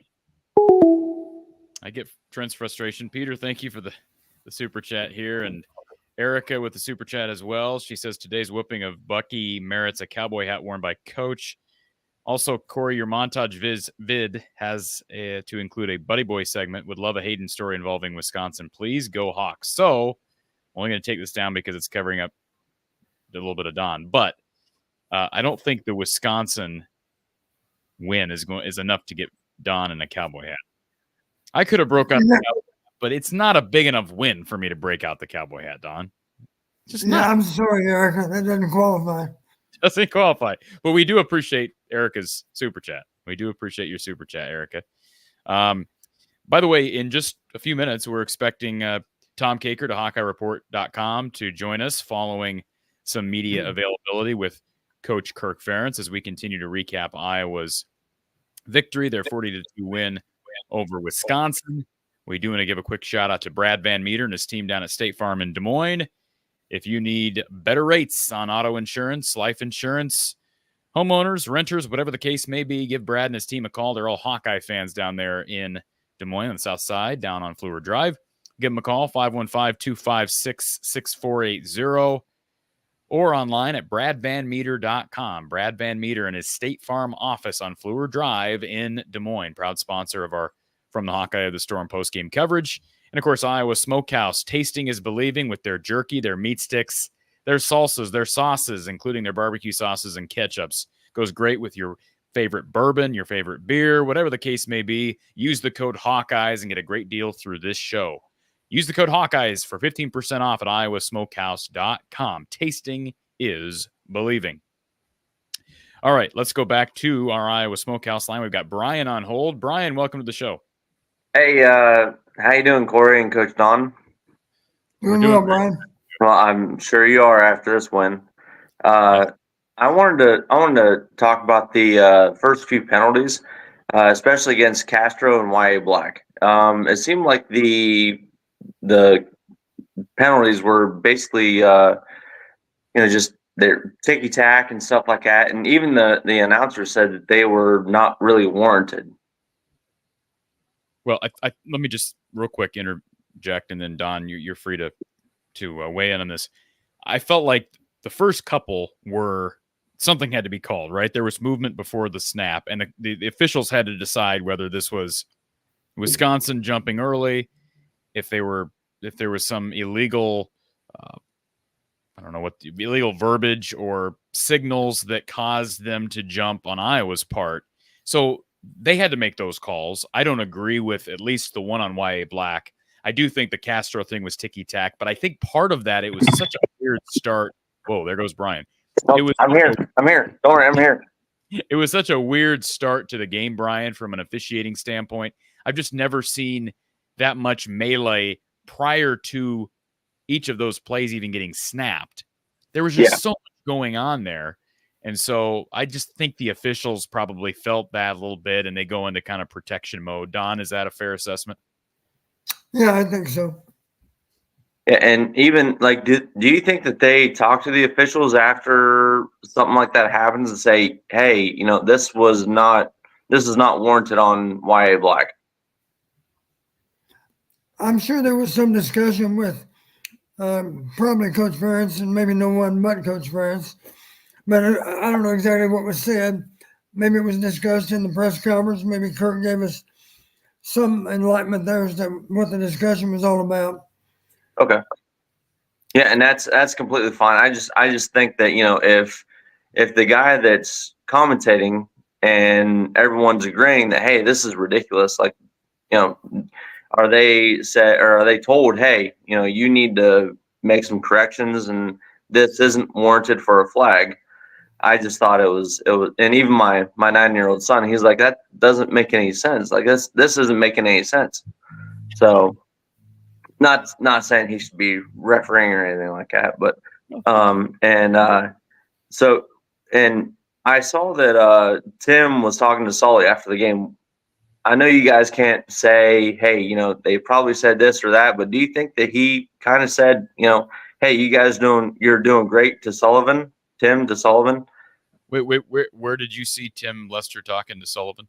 It was on TV after the game. They were all smiles and everything like that after the game. Where would that have been? Because Tim's up in the press box, I guess. Is he come out of the field, Don? Does he come down to the field right after the game? Well, maybe he left.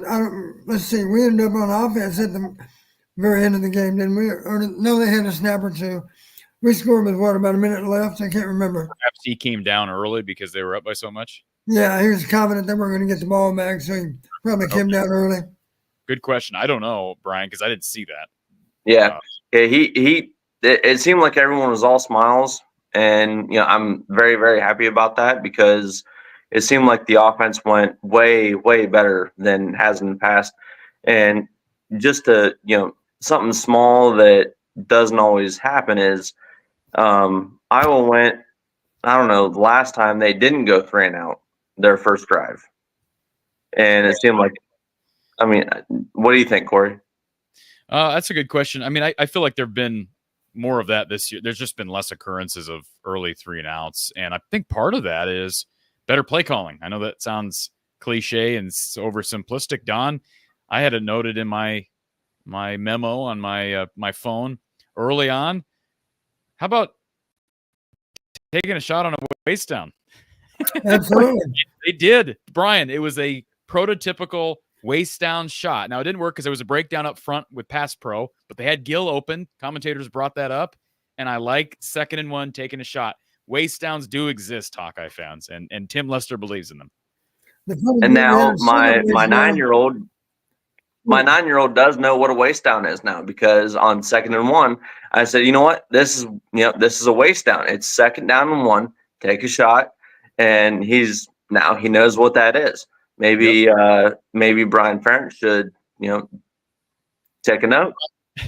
Well, let's not. I'm not going to go there. I know. And actually, in my notes, number 1, I said, "How dare you say Brian Ferentz on this podcast?" So, but no, it was all great, and someone said something about getting people from anywhere besides Iowa and how tough it is. Well, Johnson's from Ohio. Caleb Johnson's from Ohio, which is where I live. And basically the whole running back room is from out of state, with the exception being Brevin Dahl. yeah.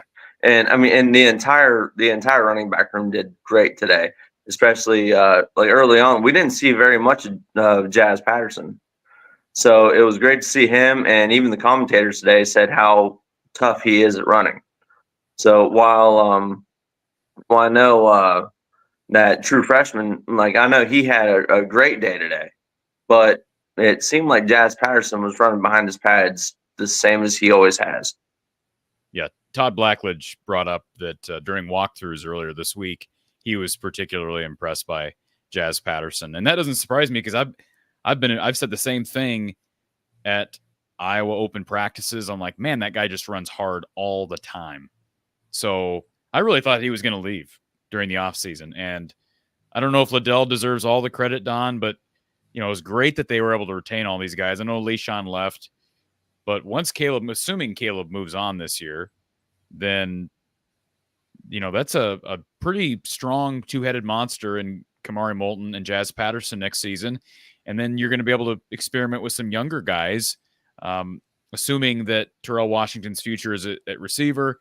You've got Xavier Williams, the kid from Indiana, Chicago area, and then you have Brevin Dahl, who's coming off a serious leg injury, but is kind of considered to be the fastest guy on the team right now, even ahead of Caden Weegan potentially. So that running back room is in a really positive spot. Brian, anything else? So just a couple more things. So Caleb Johnson is now doing the Genty stance back there, where he's just standing straight up. Did anyone else notice that? I guess I didn't pay attention to that. You didn't? Okay. Well, I've seen Genty do that. I don't know if Don, have you known tailbacks to kind of stand more vertical in the backfield? Well, in general, I think they have their hands resting on their thigh pads, if you want to call them thigh pads, above their knees. That's how a lot of people stand. Maybe other coaches have different ideas, but I think in general, they're been taught to keep their hands right there on their thighs. Well, I saw it once, and they said that he was just standing back there menacingly. This is Genty, and then I saw Caleb Johnson. He's just standing back there, just straight up and down, and then he goes. So there's nothing to that. I just thought it was forward bend it all from the waist. And you're saying no, exactly, and there's nothing to it. I just thought it was something kind of funny and maybe an ode to him. But no, I just thought, it was a great game today, and I'm looking forward to UCLA. I did say something about their win against Nebraska, and I know Nebraska did a pretty good job against Ohio State last week. So it's kind of something to be nervous about. I'm from Ohio, so of course everyone had to tell me about it. But of course, it's just something I'm looking forward to and hoping that 2 time zone difference doesn't affect us at all. Short week and 2 time zones, so challenging. Yep, exactly. Short week for UCLA, and they're coming back from the central time zone either tonight or tomorrow. Ryan, thank you for the call, sir, and we'll hopefully talk to you late night next Friday. Thanks, Coach. Thanks, Corey. Thanks. Sir. You bet, Brian. All right, good stuff. And got a lot of people we got to get to, so we're going to do that as soon as we can. And let's make sure we have, we've got Tom Kakert at HawkeyeReport.com joining us in just one moment. We're going to take a quick 30-second break because we're a little over time here. We'll be right back with Tom Kakert of HawkeyeReport.com as we continue to recap Iowa's 42-10 win over Wisconsin. We'll be right back. Do you ever ask yourself, how would my life be different if I had made different choices? Would I be happier? More wealthy? Here's a humorous novel that explores that question, venturing back to that magical time in the early 90s when grunge was taking over big hairbands. It was just when our hero, Amy Gare, began to face the real world. You Hawkeye fans just might enjoy the setting as well. Goodbye Def Leppard, I'll Miss Those Jeans by Steph Kramer can be found on Amazon or Barnes & Noble, and it's free for Kindle Unlimited subscribers. We are back here, and I have to say, I've got my copy of Goodbye Def Leppard right here. Really cool to be reading a book from a great author and reading about some very familiar places right there in Iowa City. So just a cool storyline. We're real happy to have Steph Kramer and her novel as a part of the show here this fall, and she's been a big part of our telecast. So let's go ahead and move to our next segment, and that involves Mr. Tom Kakert of HawkeyeReport.com. Tom, welcome. Hello. How are you guys? Can you hear me okay? You are very quiet. Let's see. Maybe I can get your mic. I don't know what's going on with his mic here, Don. Let's see if I can get you. Try again, Tom. I raised your volume a little bit. Can you hear me now? No. I mean, I can hear you. You're so muffled, you're almost inaudible. Okay. All right, I tried to log in the normal way, and it keeps telling me that I can't get on the cam. So, yeah, I can't even hardly make out what you're saying, Tom. You want to try to sign out and try again with different audio? We'll see if we can get Tom back here in a second. He is joining us from the press box. We appreciate him being up late, fresh off media availability with Coach Ferentz. Let's go to our next super chat. Lomansky says, a salute to past and present coaches like Coach Don and Coach Betts. What a key to have three talented backs. And Don, I don't want to heap too much praise on Liddell Betts, but can we talk just for a moment before we get back to Tom about what Liddell has done? I just think he's done a slam dunk job, and I know it's a give and take with that offensive line and who you give credit to, but recruiting, retention, guys seem to love him, and he's getting some really good prospects in here. Yeah, I think the guys that are best positioned to become backfield coaches are those that ran with the football as college players. They have an idea, of course, of how to play that position. And you might recall Liddell had a very productive college career and then did well in the pros too. So I think he's more than qualified to handle the coaching duties that go with that. And I think Liddell understands, let's face it, some running backs might even have reason to have a pretty big ego. And the good running back coach, of course, will keep them in their place. And if they haven't figured out it's not all about them, then you can bet over time they will figure it out because they're going to hear that enough for that message to come through loud and clear. So I just like the way Liddell handles them. I like the fact that he's not afraid to substitute. He recognizes it's a sin really to play with a tired running back, provided you have good depth at running back, and we do. So he does a good job of inserting the backups in and out, and keeping a first back in the game at all times. And Ask a Bum with a super chat. Why was Cade good in Michigan, not here? He says bad here. I'm going to say not here. First of all, I think it's a little unfair to say he was bad here. I don't think he's the best option right now. I think he would be a better option than anybody Iowa's had since 2019. So I just think they have a better capable second option in Brendan Sullivan, who's better with his feet, who's more proven. I think even though Cade was decorated as far as team accomplishments at Michigan, Brendan, I think, proved himself almost to a greater extent because he's playing with less talent around him. And he's going up against the same competition in this conference. Now, still a small sample size from Brendan. We got to see more. But this was a good pass defense they faced today in Wisconsin, Don. And I'll say this. You probably missed this because you were traveling back after the game, but I made the comment during kind of warm-ups on this show, Don, that and I made the comment during my game preview, that Iowa came into this game first in the Big Ten in rush offense. Wisconsin was 14th in the Big Ten in rush defense. So it's strength against weakness.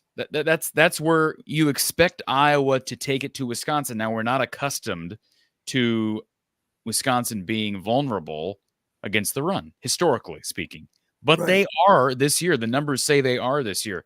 Now, where they're not susceptible is through the air. So we knew Iowa wasn't going to throw the ball a lot. We also knew we weren't going to throw a ball a lot because they got a new quarterback out there in Brennan Sullivan, and they're a run-first team. Their best player on their offense is a running back. So this was kind of the perfect storm for Iowa. Now, I did not expect 42-10. I'm guessing you didn't either. No. The other thing about this, Don, is if you look at a weakness on Iowa's defense, it'd be their pass defense. Heading into this game, Iowa was 11th in the Big Ten in pass defense, but Wisconsin does not have a pass offense that can really take advantage of that. They're 11th in the Big Ten in total pass offense. They got a guy in Braden. You're talking about yards per game. That's all you're. We're talking about yards per game. We got to keep in mind too, though, a lot of those yards came when Tyler Van Dyke was taking snaps, and Braden Locke has struggled back there. So, right. Anyways, do we have Tom back here? Let's see if we got Tom. Tom, I see a camera with a big slash, but do I hear you? Can you hear me okay? I can hear you. You look like a camera with a big line in the middle of it. Yeah, I don't know what's going on. My computer updated, and since last week, my camera does not work on StreamYard. So at least we can hear you good now. That's what's important. So that's all. Well, I've got a face for radio anyway. So I was going to go on record, Tom, and say this is all well and good, but we miss your smiling face now. Right? No, you don't. You don't. Yes, Nobody do. misses. No. Flattery will get you nowhere with me, buddy. Okay. Tom, we do appreciate the efforts you're making to be here, and we're glad we have you here. I know you got to make the trip back to the Quad City, so let's get right down to business. Fresh off the availability with Kirk, obviously you got to be thrilled with the win. Talk a little bit about kind of what Kirk's tenor was after a pretty good performance on both sides. It was funny. I brought it up to him. I said, a couple weeks ago on your Tuesday press conference, you said, boy, we had one of the shortest medical meetings we've ever had since I've been here, because since then, I said that the injuries have piled up, and at specific positions too, like tight end, where your top two tight ends are. One of them was in uniform but did not play, Luke Lachey, and Addison Ostrenko is still walking around in a sling. My guess is he's probably got a broken collarbone, just the way they've got him slinged up and kind of immobilized there. So, So, and then obviously the quarterback position went awry this week with Cade getting the concussion last Saturday, and then Marco Lainez breaking his thumb in practice, and he's going to be out. He had to have surgery on it. So that's what Kirk said after the game. So they are down to Sully and Jackson Stratton and Tyler Girardi or Max White, however you want to go with that one. And that's your health right now.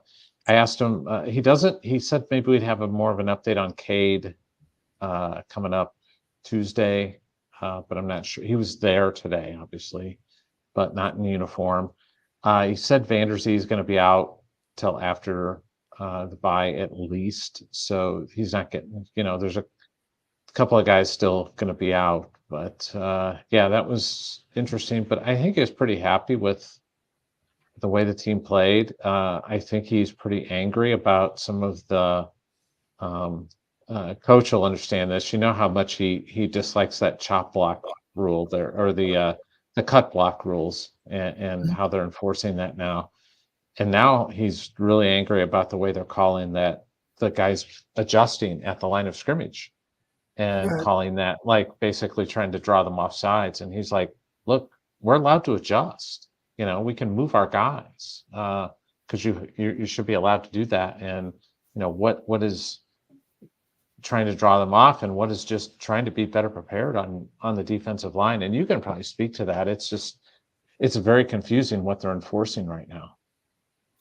Yeah, I was wondering if he really elaborated on the conversation. As I know in the past, Tom, as you mentioned, we routinely, and we're allowed to do it, of course, we line up. We have an initial alignment with our D lineman, and then maybe before the ball snaps, we shift into another alignment. Yep.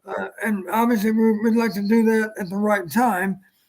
And so there's no word that says you can't communicate that shift. But where they draw the line is if you bark out a command from a linebacker, let's say, for the line to shift, if it sounds at all like a cadence of a quarterback, then they're going to flag you for it. And I suppose that's what happened tonight. Those people in the stadium are really in the dark because even though the officials explaining it on the mic, you can't hear it because of crowd noise. So I had no idea what he said. Is my way of explanation on those flags. That's why I was curious what you could pick up on television.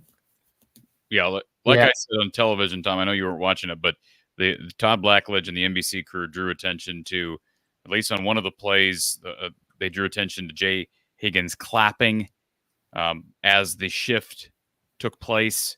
And the way Black won, the NBC crew, and they even consulted the NBC rules expert, they all agreed it was a bad call. There was nothing going on there. And it felt like the next call, again, I mentioned this earlier as well, the unnecessary roughness against Sebastian Castro was a little ticky-tack. I think the officials, it felt like the officials felt like things were getting a little out of hand. That's kind of what it felt like. Tried to take control.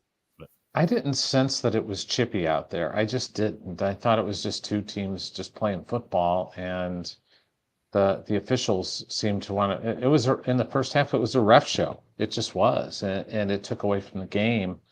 But yeah, I don't know what to tell you after that. But you know, the one of the themes coming up in the post game is too.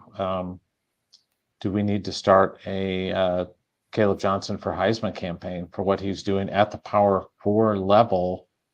It's far and away better than anybody else in college football at that level right now. I mean, Ashton Genty is out there. He's doing it at Boise. That's not a Power 4. He's doing some amazing things, but should Caleb be in that conversation? I think so. I think he should. Don, we're a lot later in the season than when I asked you this the first time. Your thoughts on that? I don't think I don't personally think, not saying he doesn't deserve it, Tom. I don't think he's got a chance at winning the Doak Walker Award or being invited to New York. But no, I think those have been decided already. The Doak Walker's been given to Ashton Genty already, and there's no disrespect to him because he has had a great season. But Caleb just needs to be. I think it's fair to talk about him within the context of those things. I think he's flying under the radar nationally for what he's doing. He also did say something interesting because Sean Green was back here for a game this fall, and I actually had a chance to talk to Sean down in the field for a little bit, and he and Caleb have kept in touch, and got kind of a congratulations text. He was very happy. He's just basically taking him out of the record books right now for touchdowns, and may take him out of the record book on the top of it for single season rushing. So. I think that's cool that those guys are communicating with each other.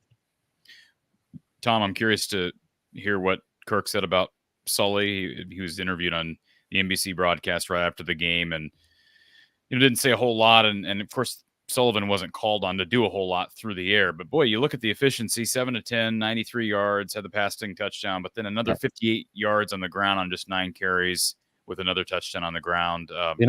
What's a crappy rule is negative rush yards on a intentional grounding call. I think that's garbage. I mean, why would you do that?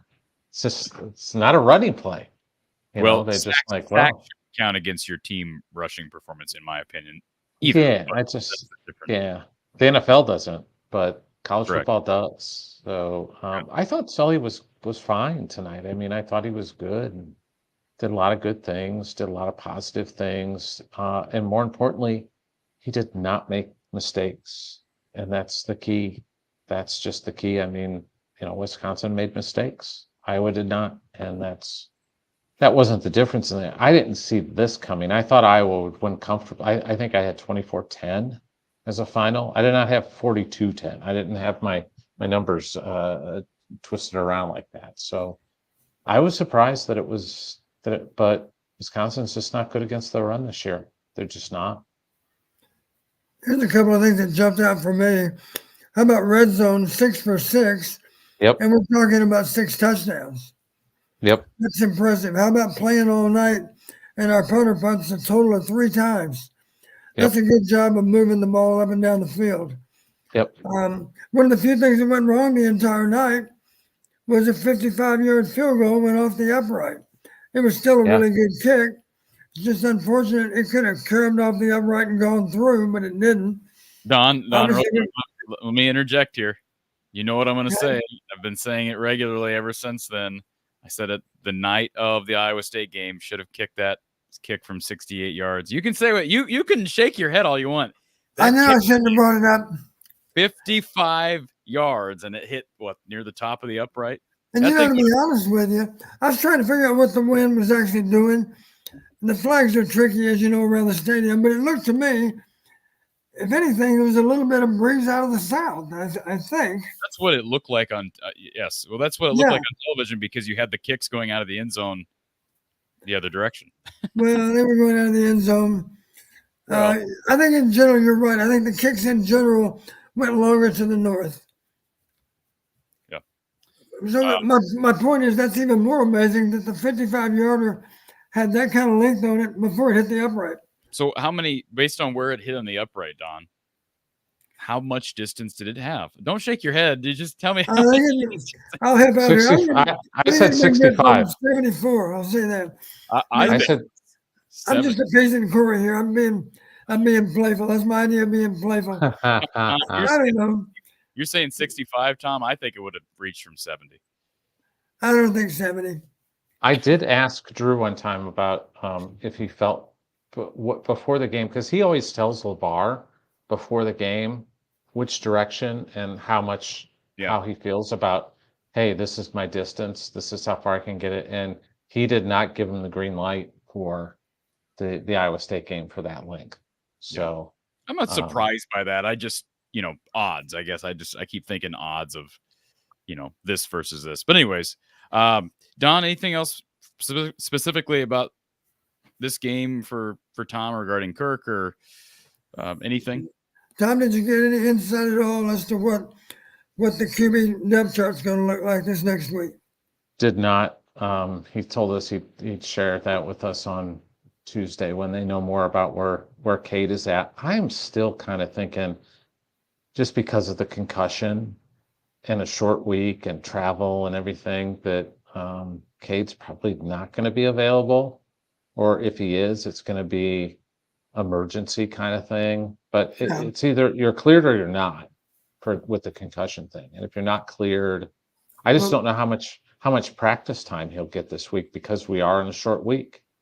My experience with concussion protocol, just in general, I'm talking college and pro, I think in a lot of cases they miss the next game, but they're invariably back for the one that follows.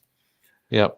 So in that regard, I would expect he will get a. But will he get a full week of practice? That's the question. Well, you can practice without getting knocked around. So yeah, I think it's entirely possible he'll be taking snaps as a backup, even on Monday. Well, I will say this. Here's the underlying story, the underrated storyline of the week, Tom.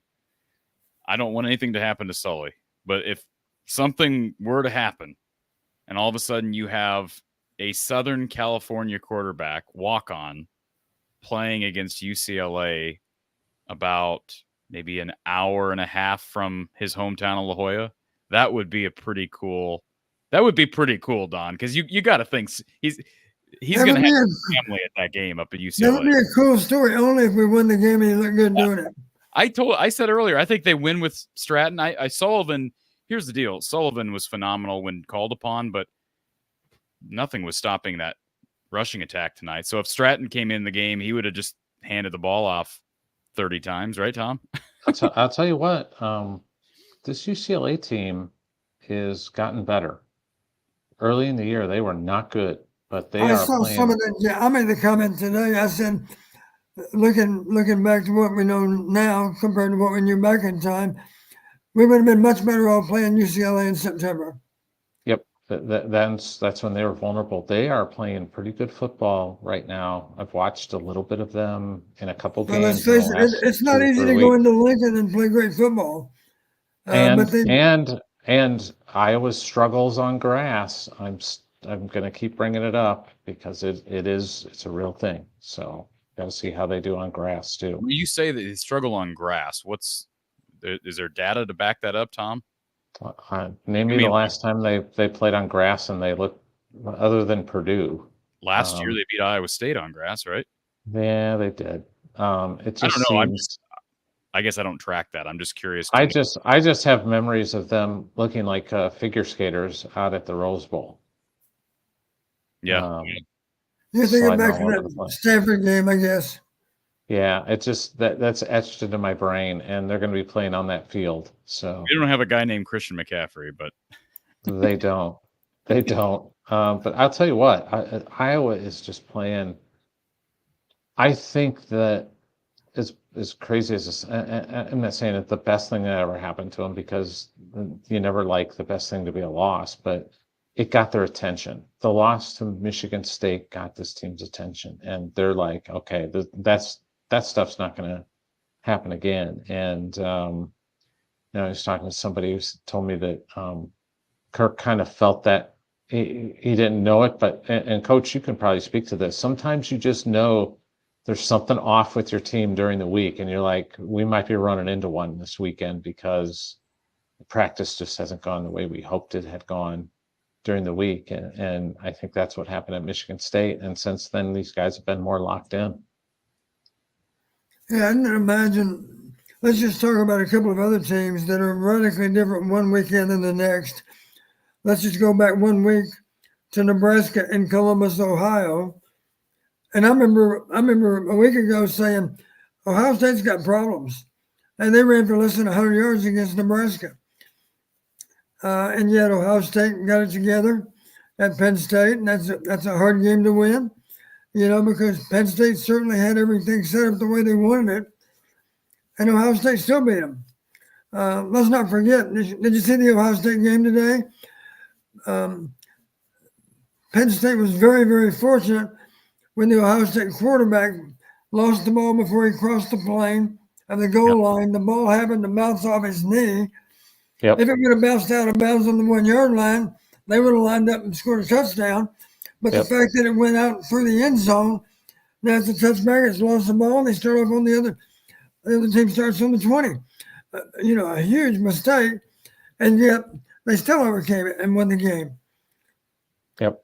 Yeah. So my point is, a week ago, Ohio State didn't look very good at all. They bounced back. And furthermore, Nebraska looked really good a week ago. Yep. And they chose to lay their egg today at home to UCLA. Yep. And now Nebraska might be looking at another year without a bowl game. Yeah. No. Too bad, so sad. Tom, there's a question here there's a comment here in the chat. David wants to know when Iowa's heading out to LA. Have any idea on that one? I believe Thursday they'll fly out, just like normal. They'll just go out the day before, and then they'll have the day out there, just kind of hanging out at the hotel, I would imagine. So yeah, they'll go out Thursday. That's what they did last time they played at a Friday game against Maryland. They just flew out on Thursday, probably afternoon sometime. Tom, safe travels back to the Quad Cities, and we hope to talk to you from LA. Are you going out? Yeah, I'll be there. Of course. Right. Yeah. Sounds good, Tom. Yep. Safe travels. Okay. We'll see you guys. Bye. All right. Take care. Appreciate Tom Kakert, HawkeyeReport.com. Check out all his stuff over on the On3 network. And a lot of people to get to. We've got OS for Hawks. We've got Landon Lemansky with the super chat. Did not forget this. Lemansky says a great book, Don't Flinch by Barry Alvarez. Yeah, he wants to know if we've read it. Don, have you read the book by Barry? Have not. That's an expression I'm very familiar with because I've heard Barry use that description a lot. Appreciate that super chat, Lemansky. And Caleb wants to know if you've ever written a book, Don. Have not. I'm Is not this sure something that I'm thought about? A lot of people have suggested that I should, but it sounds like a lot of work to me. And to be honest with you, I'm tied up doing analytics now and doing football as a TV analyst. So I just have a hard time having time. If I run it, I guarantee it's not going to be this fall. Yeah. It's way too busy. Maybe next spring. We'll see. Brian says, watch Kirk start Cade next week. I think there's some sarcasm there. I do appreciate the super chat, Brian. And D. Rollifson, have you guys talked to Kalen Walker's 415? The kid played high school football. Why isn't he in their wide receiver room? He's talking about the track star from last week that ran. Well, first of all, not everybody can catch a football. Like, there's more to it than just running fast, right, Don? I'm assuming that 415 was handheld, not AccuTrack. Because I don't know that anybody in the world runs 415 AccuTrack. You were at the game when he did that, weren't you, Don? Yeah, he looked fast compared to Herky. Herky looked really slow. Of course, I think if he had to wear Herky's shoes, then Kellen Walker would be in trouble too. All right, we've got OS for Hawks and we got Landon. Thank you for calling our Iowa Smokehouse line, OS for Hawks. Good to have you back on the show. Good evening, Corey. Good evening, Coach. It's always good to talk to you guys. I guess right off the bat, I'm going to say I think Brandon Sullivan should be quarterback one going forward for the rest of the season. I think the last two games he has proved that he's the better option. Now, that's just my layperson opinion. I guess I'd like to hear from Don what he thinks, if he would agree with that or not. Well, the only thing I can project is what might happen in the upcoming game. If I were coaching quarterbacks, I would suggest to Kurt we absolutely should start Brendan Sullivan. Brendan Sullivan gives us the best chance to beat UCLA. That's how I feel. It's just my professional opinion. I can't make the statement that we should start him for the next 3 games because I don't know how he's going to play against UCLA.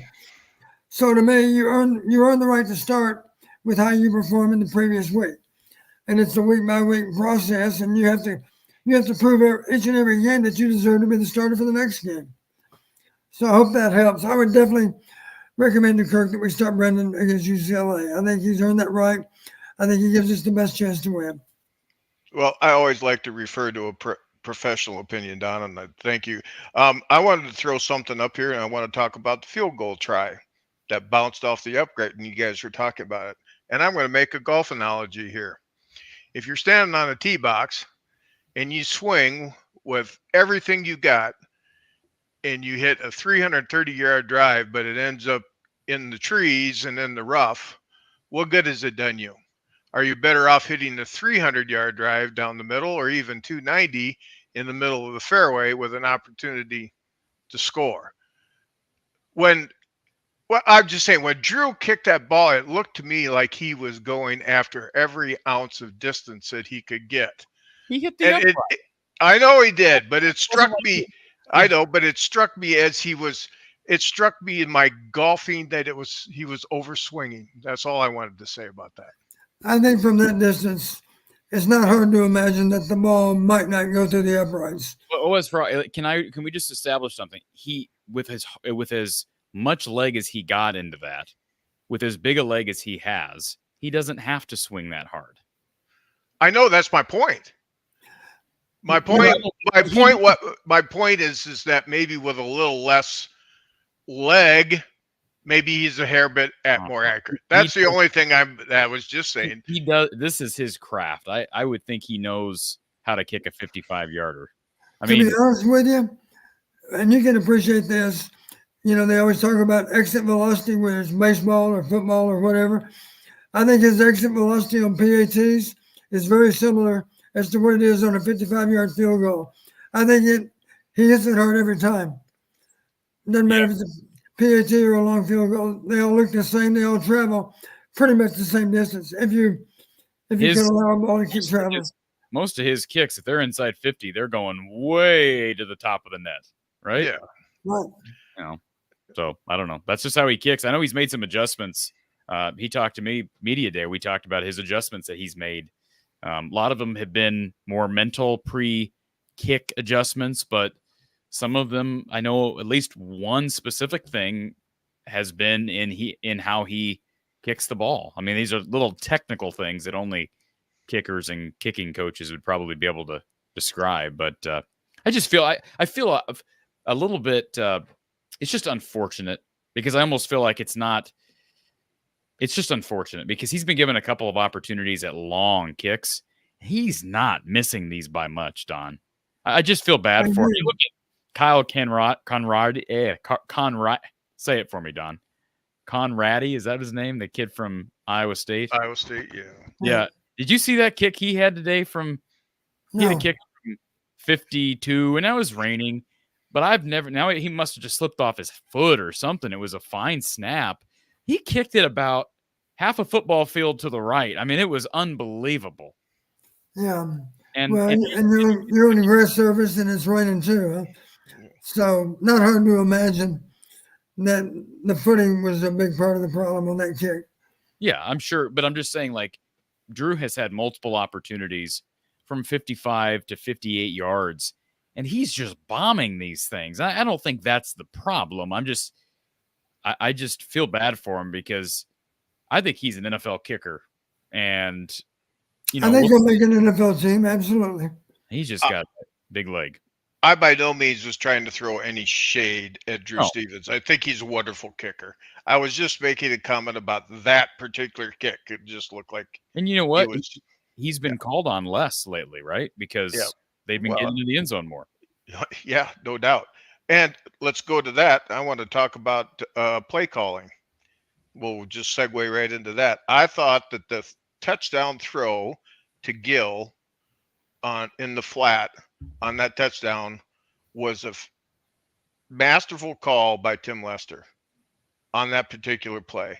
And I think it was so well designed, and the commentators on TV even said that. Yep. And Blackledge talked about that, and he said, and he pointed out how the tight end went up into the end zone to draw his defender, but to draw the underneath guy, you know, like he was going on a dig, and then that opened it up underneath for Gill, and they mentioned that, and I thought I agreed with him. He right off he said that was just a fantastic play call. Yeah. On that touchdown pass to Gill, if I'm not mistaken, it's what I would call whip motion. Didn't he motion inside toward the ball and then put back outside? Yes. Yeah. He motioned in towards the quarterback and then turned around and out and into the flat. Yep. Yeah. I just thought it was a great.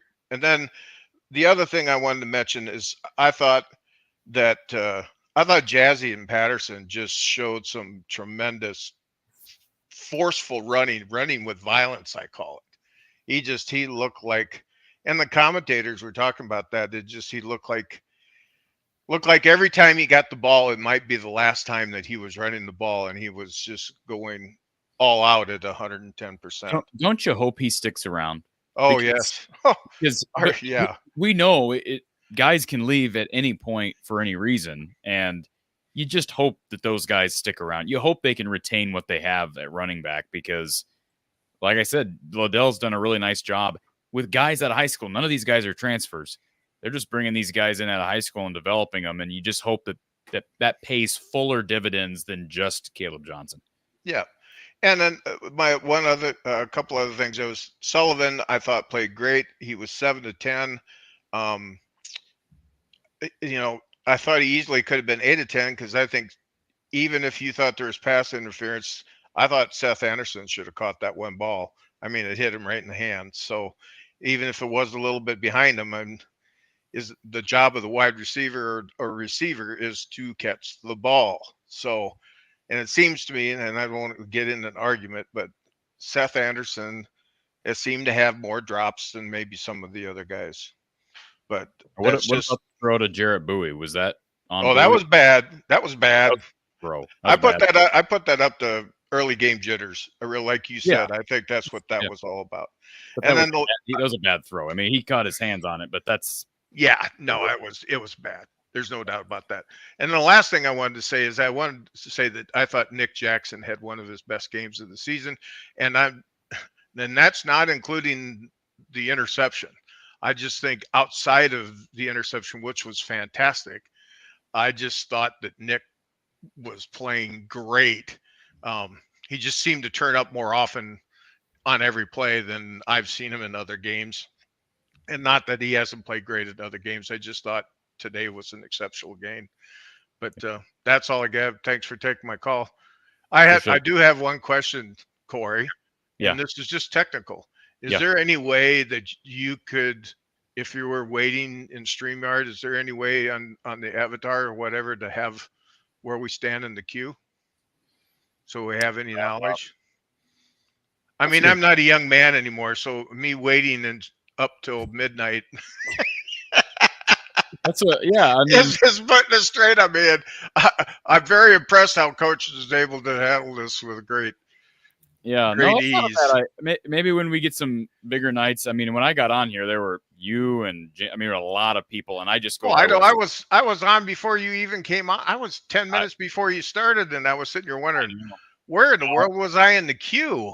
I was just like, I'm just going based on what StreamYard, like what's the order that StreamYard has. When I come in, it doesn't give me an order. It shows me who's in, and they typically pop up unless you left and came back or you're. Oh no. I was in before you even started on the queue, and I thought, well, I should be up early tonight, and I was like. And here I am, 2 hours and 15 minutes from when I logged into StreamYard. 2 hours and 15 minutes. I'm not kidding. It was like 9:38 when I logged in. I've been on here for 2 hours myself. I know. I understand it. No, but you're doing the show. You're not just sitting here waiting to get on. I'm just kidding. Well, thanks, guys. I'll let you go. All right. Thank you, sir. That's not a bad idea, actually, because I could throw that up in the private chat. If we have a lot of people at the start, I can't do it during the show, but at the start of a show, I could easily, hey, this is your order, just so people are aware. But again, if people leave and come back, I can't hold your spot in line. I'm not saying he did that, but I'm saying in general, that order is going to change if somebody does leave and come back. So anyways, hit that like button, folks. That would really help. And Don, people are excited about the start of basketball, not just the men's team, but the women's team. Did a post-game show for the exhibition the other night, and it sounds like that was were you at the exhibition the other night? I was not, but we do have season tickets. We just simply didn't make it. But I will say this, we follow women's basketball very closely. And our young lady from Villanova, yes, she's not Caitlin Clark, but she is a really capable replacement for Caitlin Clark. Yep. And by the end of the year, maybe she will be regarding the same stratosphere as Caitlin. That's a huge climb, but she's very capable of having a great season.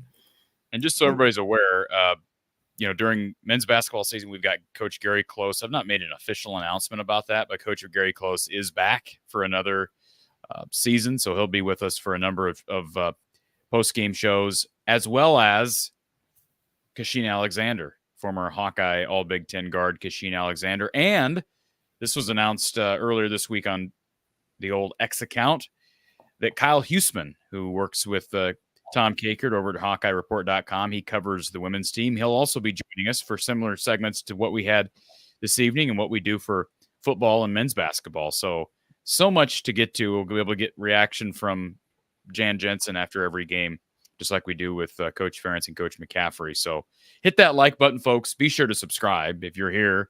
We finally passed the 9,500 subscriber mark, Don, just so you're aware. We are now at 9,544.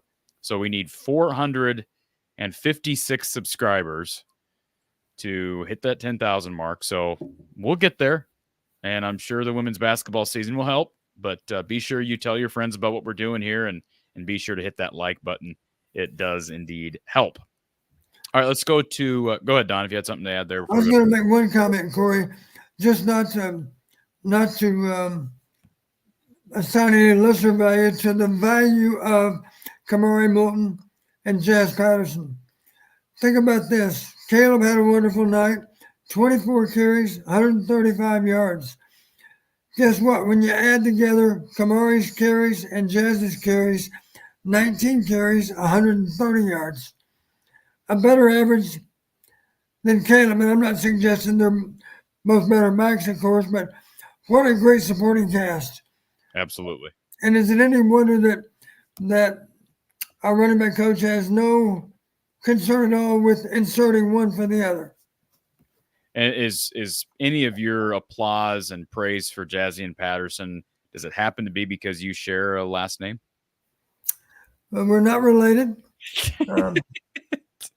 Really?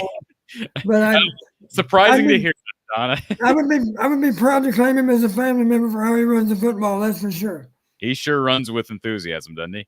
Yes, he does. All right, let's go to our next Iowa Smokehouse caller. We've got Landon, who's been on hold a long time as well. Landon, welcome back to the show. Hey guys, good afternoon. I'm currently in Colorado, so it's not midnight yet. But happy November, guys. Iowa's won their last 19 to 20 now in November. It's Hawkvember. One of the greatest months in Iowa football. I definitely think we can win out this year. But I spent my day-to-day at the 5A Boys Cross Country Championships in Colorado Springs. So I took the 2-hour bus down to watch my high school win their 37th state championship and their 25th in the last 10 years in cross country. And I was just on the bus and I was crunching some numbers. I love to run my Iowa superstitions. And one weird thing I noticed is that Iowa football teams have scored more points on even years, like even year seasons, but they've actually won 15 more games in odd years. And even looking at the past 10 years with odd years, talking about this season being somewhat of a disappointment, 2015 was a better season than 2016.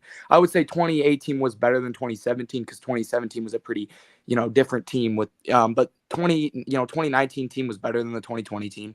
2021 team was better than the 2022 team. And, you ask yourself, is this team better than last year's team? But even looking at historical Iowa football seasons, 1985, 1981, the only really good even year is like 2002. I mean, this is a really weird superstition, but it seems like, I don't know if it's something to do with recruiting or something to do with scheduling wise, but it's like on these even years, Iowa is way successful with something in the scheduling, something with the wins. And it seems like in all these even years, we get these disappointments, like, having seasons where we look back on it. Like last year, I can look back on that Minnesota game and say, well, if Iowa still would have not have lost to Minnesota, I don't think we would have made the playoffs no matter what, because that Michigan loss kind of, sold that. But I don't get it. I don't know if it's just a weird stat. I don't know if you guys have ever done any research into this, but a lot of Iowa historic seasons have been better on odd years. Yeah, I've heard people say that before. You're not wrong, but I could use. 2000. Did you bring up 2004? Yeah, 2004, but 2005 also they won the same amount of games I think in 04 and in 05. Those were both 10-win seasons. Yeah, but they won the Big Ten in 02. Yeah, they won the Big Ten in 04. I wasn't alive then, so yeah. And 02. And 02, yeah. Okay, so yeah, but historically in the last 10 years, like looking back on certain games, like 2022, we could have gone 10-2, but I guess Illinois was a solid team, but like we could have gone 10-2, and yeah, we could have gone 10-2 in 2022. That was a bad Iowa offense. And we've had the last 3 odd years, we've won 10 plus games, 2019, 2021, and 2023. I don't think we can put all of the even years in a vacuum. And I say that because when you do that, like 2020, was 2020 a disappointing year? No, because they won 6 games, but obviously that was an 8-game season. It's not. It's not equivalent to a 10-2 season, but real quick. But my reason for bringing that up, Landon, is because I think you kind of, if we want to talk about years, even years versus odd years where the expectation was high, then we could have that debate. Like 2000, I don't even know, was the expectation high in 22? Kind of. I remember it kind of being a little bit high in 2022. It was a good coming off that 21 season. Yeah, I would say parents coming back. Yeah, I would say 16 was one of the more disappointing even years because we came off the 12-0 season and then lost to 2010 and 2016 are 1A and 1B. Those 2 years, and maybe you were younger in 2010. How old are you? I was born in 2010. You were born in 10. Yeah, I was born in 2010. So you're 14 now? Yeah, I'm 14 now. Okay, you're 14. This is weird because in 2010, I was 14. So we're talking about in 2010, I was coming off an 11-2 season where they win the Orange Bowl, but they return Adrian Claiborne, Darrell Johnson-Koulianos, Ricky Stanzi, Marvin McNutt. They returned a ton of guys off that 09 team. And 2010, I remember the fake punt against Wisconsin. That's what stands out in my mind. Ironically enough, it was against Wisconsin and Kinnick. And 16 and 10.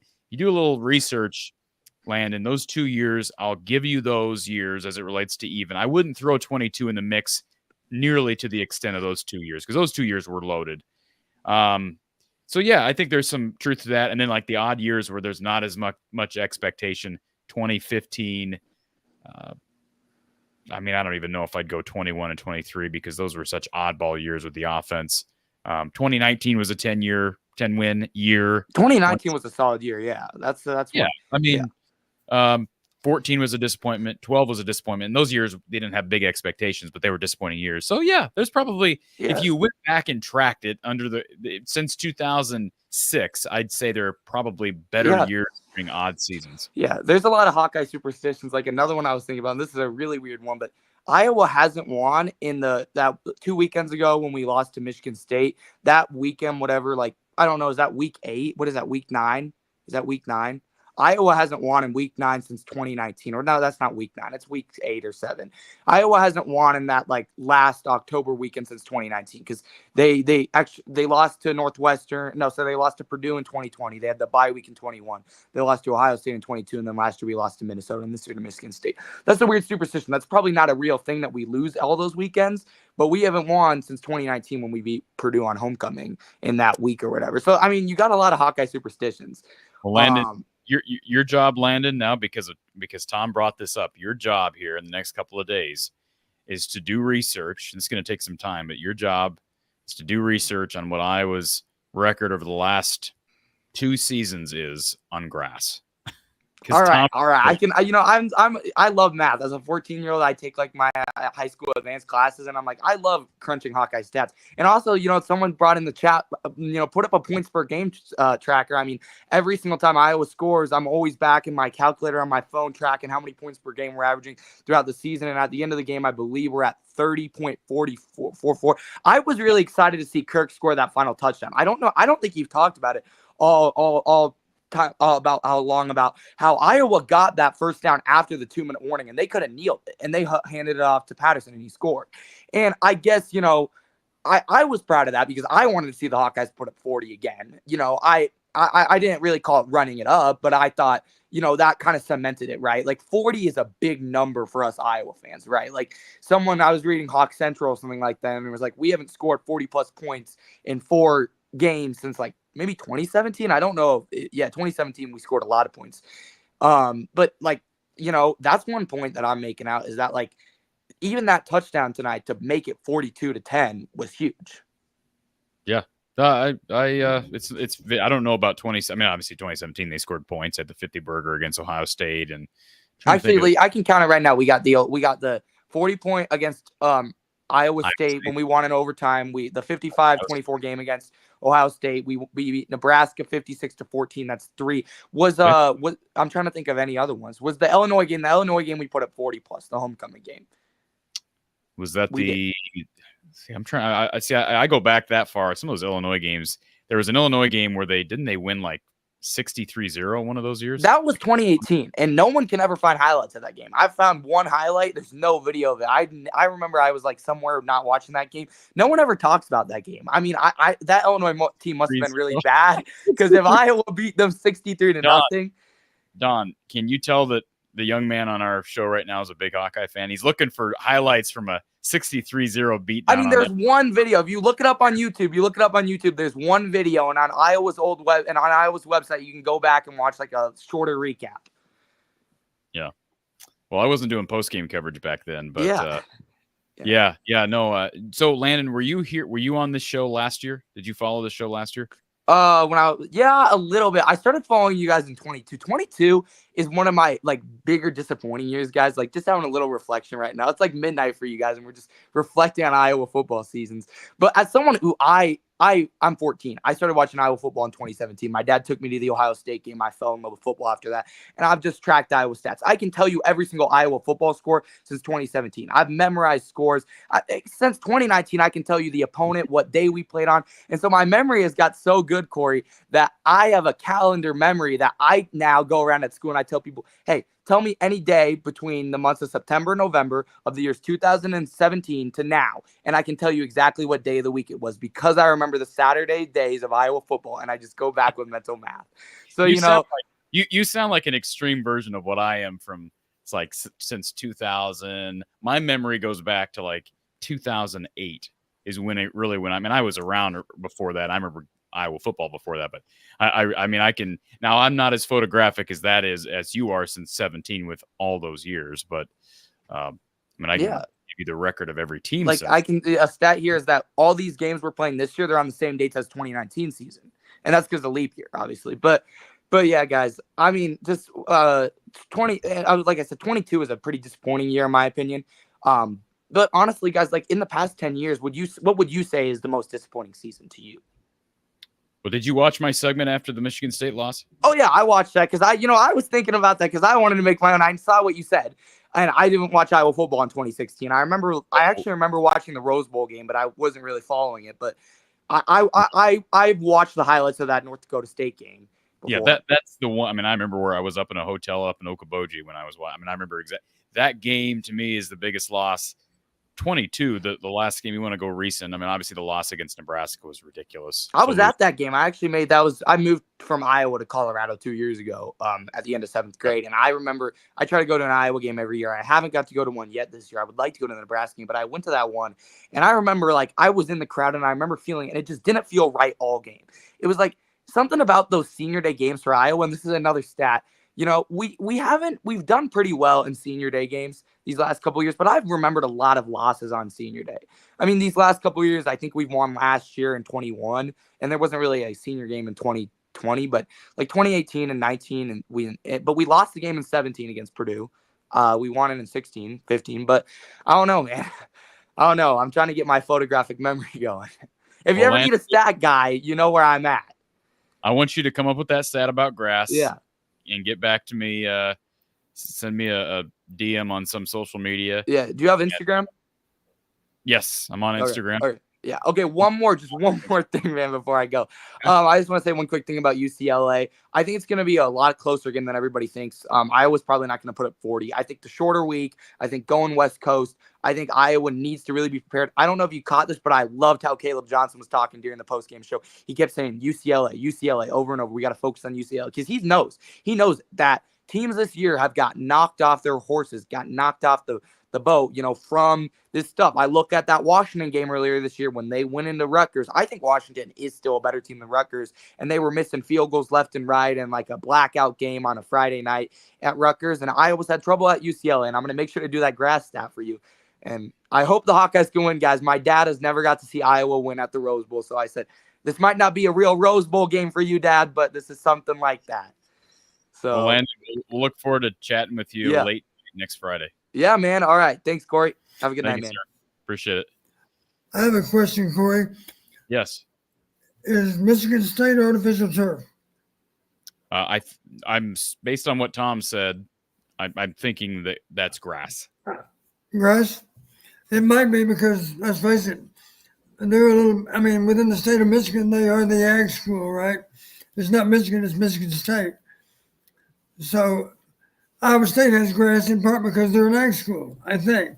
Purdue has grass because they're an engineering and ag school. Michigan State is natural grass. They are grass. But like I said to Tom, I mean, I was at the Iowa State game last year, and Iowa looked fine tackling against Iowa State. And Iowa State's an ag school. They have real grass. So I don't know. I think that's more of a conspiracy than anything, but I could be wrong. All right. We've got a super chat from Brian. He's talking about that kick from Drew Stevens. If it would have went over, it would have been good. Well, no, technically. We've been down that road. Yeah, maybe he's kind of being sarcastic about how it's been officiated, but the rule says if it goes over and it's touching any part of that invisible line up from the upright, that it's no good. So, appreciate it. You have to presume it would have hit the upright and it would not have gone through, right? Very good. Dave says, my question is for Don. If you scored the last second touchdown, would you go for 2 or would you just kick the extra point, take your chances in overtime? Great win for you guys. Is Dave referring to the Iowa State game? Is that what he's talking about? I don't know if he's referring to the Iowa State game or just in general. The Iowa State game there was no controversy. The 2-point plays that were ran in the Iowa State game were the correct 2-point plays to run. That's true. Yeah, the 6 points at the end of the game put them ahead by 1, right? So logically they went for 2. Yeah, and the one right before that, Iowa State went for 2 and didn't get it, but there's no difference between being up 5 versus 6. You'd rather be up 7. Right. So 6 I would simply say, you've heard me say before, if I have a really good, first off, I wouldn't even consider a 2-point play unless I had a good idea as to what it should be. It seems silly to me to go for 2 and you have no idea what a good play is, unless it's obvious. But just in general, if you're on the road, I would go for 2 and go for the win in regulation, simply because in overtime, now the home crowd's going to be louder than ever. That's assuming you're in a stadium that's packed. So I would try to win it in regulation. But another thought, though, if I'm the team with momentum in the fourth quarter, and for that matter, if I score to make it a 1-point game, if I had the momentum and I was playing at home, I'd kick it. I'd beat them in overtime. That's what I would do. But Dave, thank you for the super chat. And William wants to know what you think. I think William's a Wisconsin fan. He wants to know what you think about Braden Locke. Well, with all due respect to Braden, they need someone that's better. You know, he's a game manager. That's what I'd call him. Part of his problem, he's not very tall. And how many balls did we get a piece of? Several. And they came out. Several. Yep. Yeah, so the shorter quarterbacks, it's a challenge. Yeah.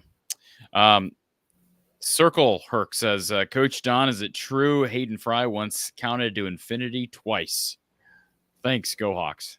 If so, I'm glad I missed it. All right. Let's, Grant, it was a broken thumb. I think that was talked about earlier for Marco Lainez, and does sound like he's going to be out at least through the end of the regular season. And YouTube Sucks says, I would put Corey in before Cade. All right. Don, I'm working my way up the depth chart. How about that? Isn't that good? It's good stuff. I was hoping he'd put me in before Corey. That's next. That's next. We'll see what UCLA looks like. Anyways, all right. Before we got Thomas on our line here next as we are well into the midnight hour. Before we get to Thomas, do want to thank Iowa Smokehouse and their beef sticks, their jerky. You see their bacon meat sticks in the picture there, and goes great with your beer of choice, your bourbon of choice, whatever your favorite drink on game day or any day is. You'll never need to go anywhere else for your snacking needs, and you can have it delivered right to your doorstep.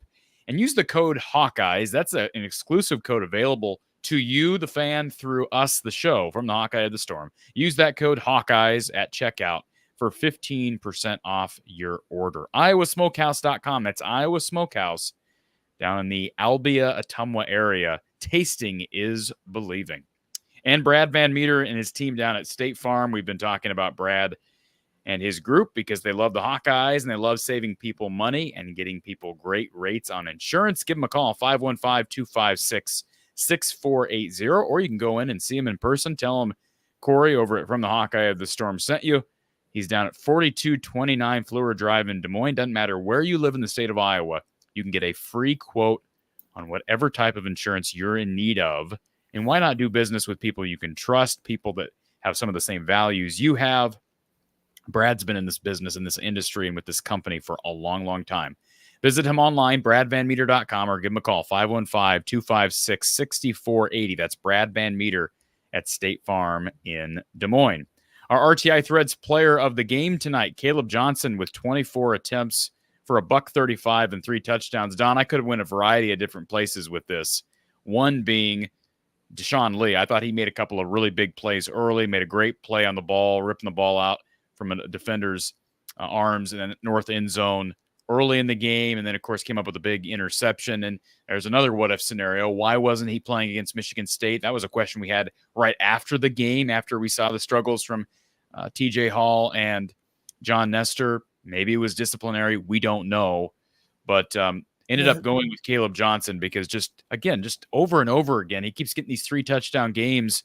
And that's a pretty heavy workload tonight, Don. 24 attempts. He was asked to carry a lot.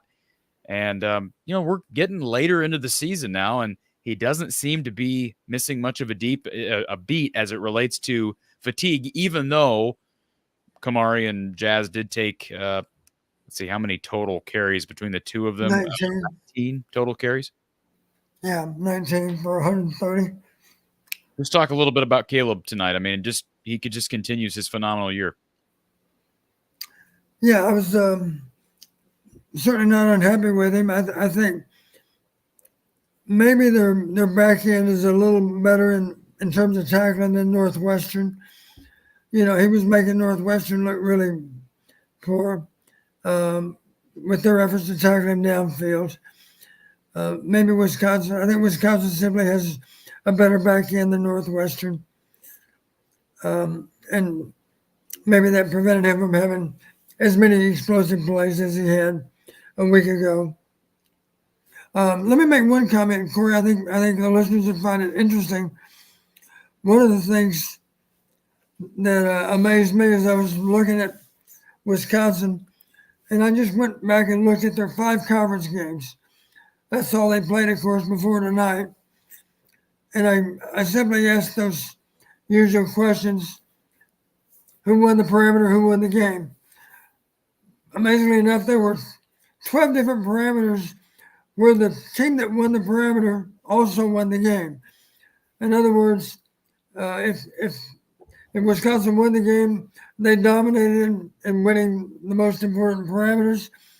If Southern Cal, in the case of Southern Cal and Penn State, their 2 losses, those 2 teams did a good job of winning the most important parameters too. So 12 of the 25 were 5-0.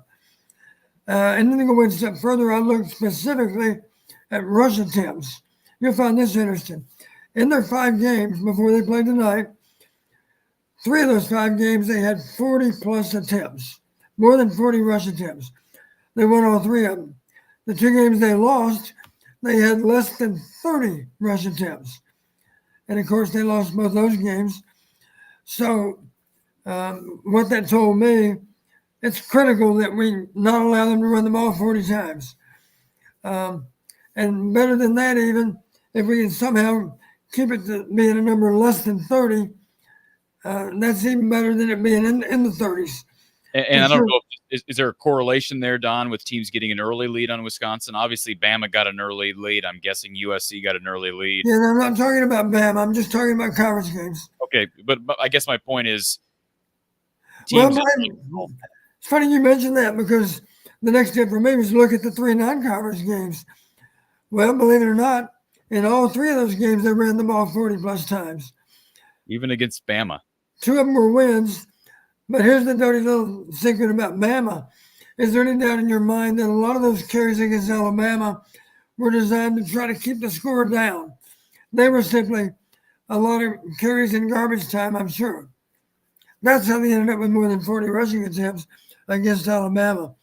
It wasn't because they were protecting any kind of lead, of course, because there was nothing resembling a lead in that game. The final, as I recall, was 42-10. Yeah. Let me real quick we've got let's go to our next caller. We got Thomas, who's been on hold for a while. Let's go to our Iowa Smokehouse line. Thomas, welcome. Hey guys, it's just frustrating to me, this the stubbornness of Kirk. Okay, and Brandon, he didn't throw that much tonight, right? Yep, 10 times. Okay. He had a couple nice throws, but the added element that he's able to just take bad plays where if Cade had been there, he would have been sacked like 3 or 4 times tonight. I agree. Or slipped and fell on the ground. And Sullivan gives us an element that just we haven't had since CJ Beathard in terms of just scrambling. Yeah, at least CJ. Yeah, definitely. Right. But something else that Brandon gives to me is this attitude. He has the give me the ball. I want the ball. I'm going to do something with the ball attitude. You know, and we haven't really had a quarterback that has had that attitude since, well, Stanley was good, but he was still not that level. I would CJ like, Beathard had it. Drew Tate had it. You know, Stanzi had it. All the I would great like to quarterbacks. know- I would like to know what the like. I know Kirk's just going to say we evaluate these guys every day in practice, but Don, I really would like to know what was it about Cade, in Kirk's opinion, that set him a full head above Sullivan. I don't want to hear that it was basically even, because if it was basically even, you would have or should have played both guys week 1 and given these guys a chance to play in a game. So obviously, the message that Kirk has been sending, the staff has been sending to all the fans, is that Cade has been a full head above Brendan. Well, we've not seen that in a game. I'd like to know what that is, because, I mean, I know priorities number 1 is protecting the ball. I haven't seen Cade protect the ball all that well. But on top of that, you would think with, as kind of what Thomas is bringing up, like the disparity between Cade's inability to run and evade pressure and scramble versus Sully's ability to do that. Does that mean that Cade somehow accounted for that disparity with exceptional passing skills that are leaps and bounds above Sullivan's? And if not, what am I missing here? Because Thomas is right. His ability to run gives him an automatic advantage. And I would think anybody that's immobile, like Cade is, would have to be just that good with his arm to beat out the athletic guy who's also good with his arm and protects the ball. What am I missing here? I don't have a good answer for that. Let me just point out, in the NFL, people want everything. Of course, they're willing to pay millions of dollars to the best quarterbacks to give them outstanding quarterback play. But in general, they want a guy that can throw the ball with great accuracy, but they also want a guy that can extend plays. They also want a guy the same guy that can extend plays, of course, can avoid sacks, can make something out of nothing. They want those guys. Because to play with a traditional NFL quarterback is to play a little bit with one hand tied behind your back. You know, it's the days of the Johnny Unitas quarterback are gone. I mean, any quarterback you name, they have some degree of escapability. Name one that cannot run well. Deacon Hill. But he's not an NFL quarterback. NFL quarterback. Sorry, I didn't. I missed that part. Name an NFL quarterback that simply cannot run. Well, the last one was Tom Brady. There aren't many. I mean, they have to be exceptional in terms of other aspects of play. And not to mention, have to have a great supporting cast because they're going to need some time to throw, right? They're not going to be able to avoid a solid pass rush. They have to be protected. Is what I said earlier, Don, a minute ago, about the disparity between Cade and Sullivan on the ground, and then how I would think a reasonable person would think that for Cade to make up that ground, he'd have to be that much better with his arm. Is that, and I know there's more specifics involved in playing the quarterback position, right? But I mean, is that reasonable, what I'm asking? Is that a reasonable question? Sure. I would just like to know what the difference is. I don't know what it is because I haven't seen Cade be this real exceptionally accurate passer. He's had moments, but I thought Sullivan had a couple of really nice accurate throws tonight. One with touch over the top, Don. We haven't seen a quarterback be able to throw the ball down the field with touch since maybe CJ Beathard. I mean, we might be going back that far. Nate Stanley didn't have great touch on his deep balls. So, and I think that may be partly the Tim Lester effect, but it's also partly because you have a guy who's proven. I mean, he was coached, obviously. I think he was coached well at Northwestern. He appears to have been coached well at Northwestern. And he's got big-time experience. So, Well, I do recall what the numbers were from last year. He had 98 pass attempts in, I believe, 8 different games. His pass rating was 140, which is pretty damn high. So he did understand to protect the ball. He only threw 2 picks out of 98 pass attempts. That's good. Even last year, of course, he had numbers in the rushing category that would suggest again that you're talking about a pretty mobile quarterback. And he's a competitive guy. You know, you like his demeanor. Yes. Yeah, you can tell. And I am aware from reading somebody's entry, he also led his team to a state title in high school football. And again, that says something about the kid. You want to know my theory, Thomas? Here's my theory. It's not about NIL. I believe that, and this has been brought up. I'm not the person to invent this theory. I believe Kirk, and this is me speaking, not anyone else. I think Kirk, when it comes to certain things, specifically quarterback being one of them, is afraid of being proven wrong, doesn't want to have to admit he may have been wrong, and forms these personal relationships with his quarterbacks to a point where I think it clouds his judgment. I don't even think it was about Brian. I don't think it was. I think their quarterback rooms have been poor, but this year the room is not poor. They've actually got depth there. I completely agree with you, because if you look at between Cade and Brandon, Cade came in before Brandon, before Tim Lester got there, right? Correct. And that was Kirk's pick, and then Tim Lester got there, and then Brandon came in. He was like the promised son from Michigan.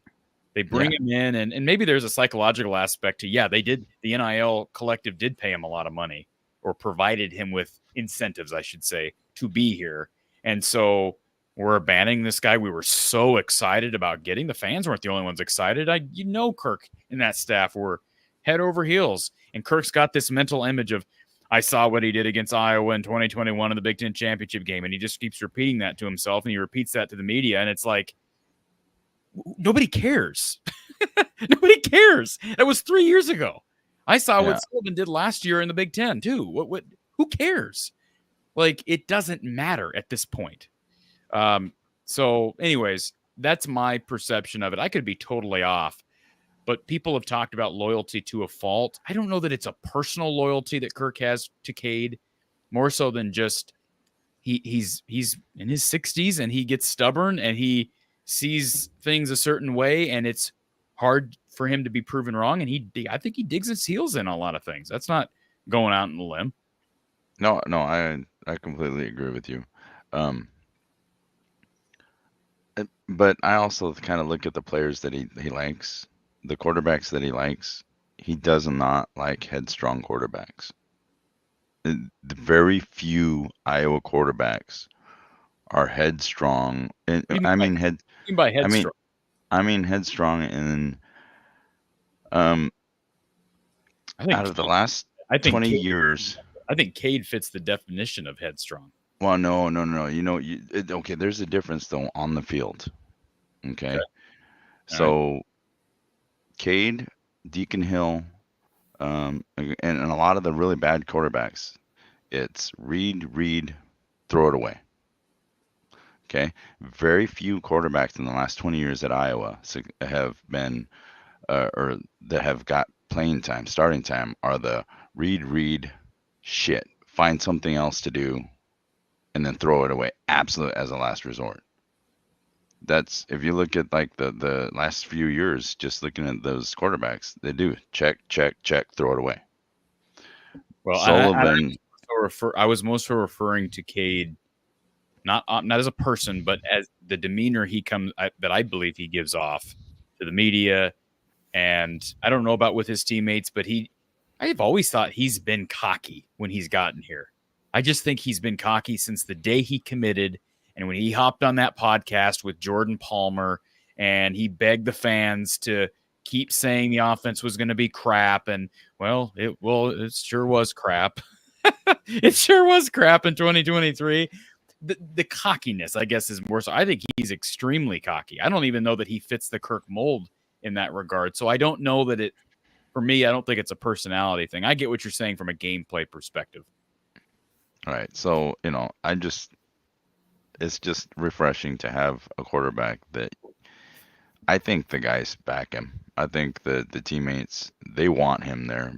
They want him playing because they know that he brings an element of when shit hits the fan, he has the better ability to actually make something happen. Not to go off subject though, looking forward to Iowa women's basketball. Yep. I love the fact that every player that was eligible scored points the other night. And while we are missing Caitlin Clark, if you look at the collective of these freshmen and these new girls and Lucy, collectively, they bring more to this team than that collectively they had last year. You got a lot more 3-point hitters this year. You got a couple more scrappy defensive players. I mean, I'm excited for the Iowa women's basketball this year. I am too, and I'm assuming you'll join us for post-game coverage, Thomas. Oh yeah, I'll be there. But It thanks, sounds to me like the women. Correct me if I'm wrong. It looks like we're going to be able to play Hannah not as a center, but as a power forward. Oh Isn't yeah, that true? We're likely to have someone even a bigger threat to rebound. Well, than Hannah. Of course, Hannah runs the floor better than anyone. The only negative about Hannah versus the best big players in the Big Ten is simply she's a little bit undersized. Right. But yeah, she's ideal. Which wasn't fair to her last year. Yes, I think she did an incredibly good job, realizing she was really playing a little bit out of position. Yeah, and she ended up getting hurt a lot because of it. Absolutely. Yeah. Appreciate you, sir, and we'll chat during Iowa women's basketball season or next Friday after the football game. Yep, I'll see you next Friday. Thank you, sir. Appreciate it. All right. Last call on the phone line. The number is 515-635-1601, or you can hop on StreamYard real quick. Circle Herc, this question's for Corey. What should I order from Flippin' Jacks for breakfast tomorrow? Well, I'm not going to – Flippin' Jacks does not sponsor this show, so I'm not going to endorse it nor not endorse it. But I have been there. I think they're famous for their pancakes. So that's in the name, obviously. I'm not going to say I wasn't impressed by them, but their pancakes are good, and I'll say they're very popular around the Ames area. So whatever you're going to do, get breakfast, and it sounds like that's what you have planned. But I know they have a lot of specialty cakes, etc. So they've been very popular out there on the east side. And Circle Herc says, you didn't answer my last question, so here's a bonus. Is it true that when Hayden Fry was born, he drove his mom home from the hospital? All right. Please share the show out on social media, folks, if you've been enjoying this. Certainly other people will as well. It's very simple to do that. And if you make it a regular habit, that would be even better. So please do that.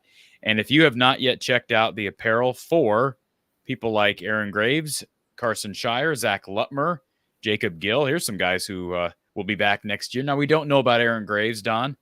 He may have a shot at leaving early. My guess is with the season he's had, he will get drafted. I'm not a draft expert, but he could leave. He may. I mean, we don't know. Next year, he may be getting a lot of double teams with YA Black gone, etc. But check out the official apparel of these guys and more over at rtithreads.com. You can click on NIL, and you can shop the official merchandise of all these players and more. Iowa basketball players, Iowa women's basketball players, Iowa baseball, all at rtithreads.com. All right, so call into the phone line, then you hang up. So we're gonna go away. Let's see, Don. A couple of notes, I guess, before we. I want to run through the box score. We do have a question, a comment from Chase, Venmo donation from Chase. Appreciate that, Chase. He says, "I'm absolutely furious that Kirk didn't really give Sully the praise he deserved." And let's see, it's cutting off at the end. Let me find the rest of this comment, Don. I don't know if he's referring to the press conference or the brief interview that Kirk did on NBC. Let's see if we can find the comment here from Chase. Excuse the slight delay here. Okay. He said at the end of the game, he's happy to get Cade back next week. So what does that tell us? And then Chase adds, he says, if Kirk does go back to Cade next week, what do you think would be his reason? So, Don, let me ask you that question. If the decision somehow is made that Cade is available and he is going to be the starter, what do you think the reasoning from the staff would be at that point? Well, the fact that Cade was chosen to be one of our captains says a lot about his leadership. I think he is an excellent leader. He's been in a leadership position. Of course, it's not quite as easy to lead unless you can also lead by your performance. You know, saying all the right things and doing all the right things in practice and in the locker room. That only goes so far. At some point, to be a great leader, you have to lead on Saturday afternoon or Saturday night, whenever the game happens to be played. This week, we need leadership on Friday night. Oh, by the way, Pacific time, too. Pacific Daylight Time, right? Yes. And I'll remind our listeners, it's not that late right now because you don't have to wait until 2 a.m. to turn your clock back an hour. You can go ahead and do it now if you want. Linda Conrad said, it's late, good night. So she's done with us, Don. Linda's done. Linda, we're sorry you feel that way, but we wish you well. Chase, with the donation, says, thanks for the coverage tonight. Go Hawks. And he adds, let's see, final comment here from Chase, I believe. One last thing. I don't know if you saw the Louisiana Monroe assistant coach having a meltdown on his own player, but he needs fired. I saw something about that, but I have not watched it yet. I have not watched it yet. Yeah. Let's give everybody a real quick look at our great sponsor, RTI Threads. So here's their website, folks. If you've not seen it, this is their NIL division. You just click on, this is their, I'll show you the homepage first. This is their homepage, but you just go up here to NIL athletes, click on that at the top. You'll see the NIL division brought to you by RTI Threads and these great Hawkeye athletes, and even one specific athlete who's no longer with Iowa, but they've got the official merchandise of none other than Cooper DeJean, so you can check all that out. But people like Josh Dix, Owen Freeman, Jacob Gill, Peyton Sanford, the entire baseball team, Zach Lutmer. Here's Carson Shire. Aaron Graves is up there as well. They've all got unique logos and so much different types of apparel and merch, from golf balls to hats to sweatshirts to T-shirts. I mean, just so many great items, and you can customize, choose your color, great gifts. Get your gifts now, folks. For number 43, that's Carson Shire, or any of these NIL Hawkeye athletes with RTI Threads. Again, rtithreads.com, and click on the NIL tab at the top of the screen. Let's give everybody a brief overview of the box score here. We mentioned Brendan Sullivan, 7 of 10 today through the air, 93 yards, but he also added very healthy numbers on the ground, 9 carries for 72 yards. And I believe one of those includes the grounding. So a net of 58, but actually 72 if you don't count the grounding, right? So that's noteworthy. Had the touchdown as well. Caleb Johnson, though, 24 carries, $136, $135. Kamari Moulton had 9 carries for 74 yards. Jazz Patterson, 10 carries, 56 yards. Caden Weegan had the 1 carry for 7. Zach Ortworth had a nice 52-yard reception today, Don, on a beautiful throw over the top from Brendan Sullivan. Might be the tight end of the future out of St. Louis. Nice connections from Sullivan to Gill. You had the touchdown catch down there in the end zone, and Gill was tied for most targets in this game at 3. Jarrett Bowie had 1 catch for 6 yards. And that's it. 1 target for Caleb Johnson, 1 target for Seth Anderson. Very, very conservative through the air, and we expected that. That was part of the game plan, and it worked to perfection. How about the day from Reese Dakin? Another phenomenal day. He only had to punt 3 times, but he averaged 53.3 per punt, had a long of 57, had 1 touchback, 1 pinned inside the 20. Deshaun Lee finished with an interception, which he returned for 14 yards. Nick Jackson also had a wild interception that was kicked, and the NBC rules official, Don, suggested that it was an intentional kick and should have been penalized. I don't know about that. I thought that was an odd. You slow it down, it looks like he was intentionally kicking it, but I don't know that you can say that. You really think he got his foot up there to kick it on purpose? Well, I'm trying to think. Who did it come off of before it hit Nick's foot? I believe it was Was Jake. it off him or off? Was it off Higgins? I'm not sure. I wasn't sure that it was Nick or someone else. I'd have to see the play. I'm not sure. Yeah, but that was a wild play. And I mentioned Deshaun Lee had a phenomenal game. Iowa outgained Wisconsin as far as first downs, 23-16 today. And on the ground, 329 rushing yards for the Hawks versus 124 for the Badgers. 137 passing yards for Wisconsin, 93 for Iowa. But again, just 10 attempts. Wisconsin, 29 passing attempts and 2 picks.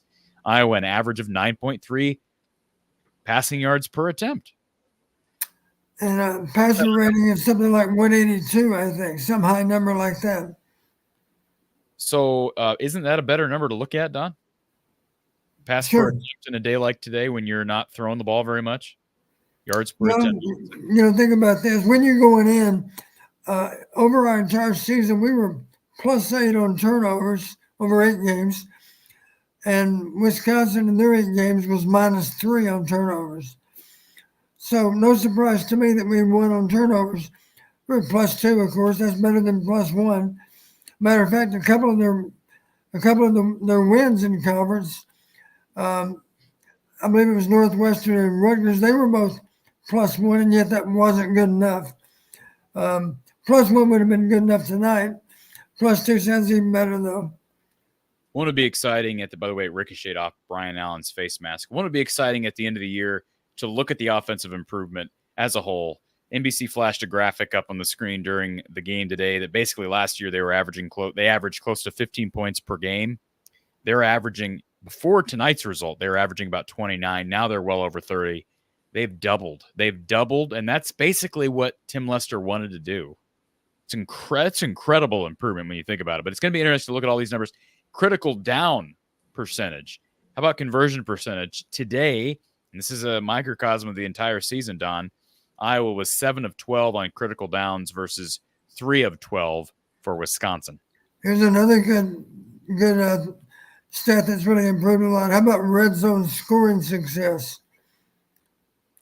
6 appearances, 6 touchdowns. You can't get any better. Can't get any better. And unfortunately, the NCAA looks at the stats and they just say 1 of 1, 6 of 6. But not all conversions are created equal. Scores are created equal, I should say. The Patterson way is better. Points per opportunity. The Patterson way. Okay. Let's look at some defensive numbers. Jay Higgins had 10 tackles today. Man, I'm looking at the wrong column. Sorry, Jay. 10 tackles today. Had a pass breakup and a QB hurry. Nick Jackson had the interception, which he returned for 28 yards. Had 8 tackles. Quinn Schulte had 4 tackles. Deontay Craig with 4. Deshaun Lee with 3. Had the interception. I mentioned that. The pass breakup. Craig also had a pass breakup, but got those big hands up there at the line of scrimmage. Jamari Harris had a pass breakup. Cohen Entringer had a pass breakup. Y.A. Black had a sack right after he was called for that dumb penalty. And Max Llewellyn had a tackle for loss. Jeremiah Pittman came in, had a tackle for loss. Kyler Fisher came in, had a tackle for loss in that second half. And just a real all-around solid performance from the guys in the back end and the guys up front.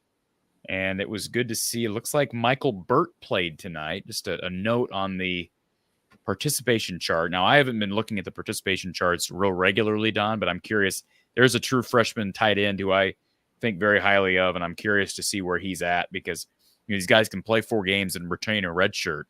Why burn a red shirt at this point for a guy like that? But good to see Iowa getting a lot of guys in this game. I'm just looking through to see if I see anybody else of note, young freshman that got in the game today that we hadn't seen. He's the only guy that blew off the screen at me. I do not see anybody else. Obviously, Iowa's very thin at tight end right now. Andrew Lynch played. You're going to have a lot of time from Zach Ortworth and Hayden Large. You hope you get the Stringa back, but that may not happen. We don't know about Lachey. But I did notice Large coming off, and he was limping. Was he? Yeah. Now, I don't know if that's going to keep him out, but he was definitely limping when he came to the bench one time. I don't believe Tom said anything about Large when he was talking about injuries with Kirk Ferentz. Yeah, I assume it's maybe just an ankle or something, and maybe he'll be back. Yeah, a couple of notes here that I know we've ran through a lot of these, Don, but I'll go ahead and throw a couple of these out to you. I mentioned the waist down shot, which Logan Jones unfortunately whiffed on his block. Gill was open, and Sullivan had to get rid of it. 3rd and 1, that was a horrendous pass from Sullivan in that first quarter. Throws the ball way behind Jarrett Bowie. Iowa ends up punting on 4th and 1. I didn't like the call from Kirk, but you knew he was going to do it. You knew he was going to punt on 4th and 1 in a situation like that. I'd rather you go for it, but. And on that particular punt, it was only a touchback, right? It went into the end zone. And then that was followed by the drive from Wisconsin. You got 3 false starts in a row, 2 of which were called delay of game penalties on Iowa. Then a 3rd and long unsportsmanlike on Sebastian Castro, which really hurt. Phenomenal coverage by Deshaun Lee on a subsequent play. Drew Stevens ends up missing a 56-yard field goal off the upright in that first quarter. I wrote down, had distance from 70. And then the Deshaun Lee interception, really nice break on the ball there. The 1-yard touchdown rush from Sullivan.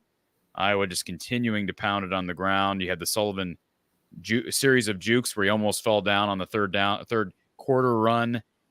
And then the question of an unintentional kick interception by Jackson. Never heard of that. But shades of Tyler Sash, folks. I brought up 2009 earlier.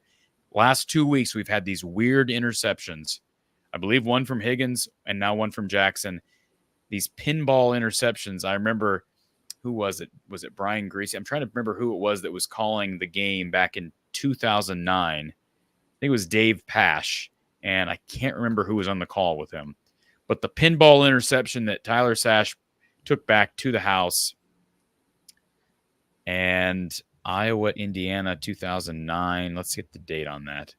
October 31st, on. Pinball interception from Tyler Sash, almost 15 years to the day. Wow. In Kinnick Stadium in a comeback victory against Indiana. That is a weird stat. So just thought that was interesting.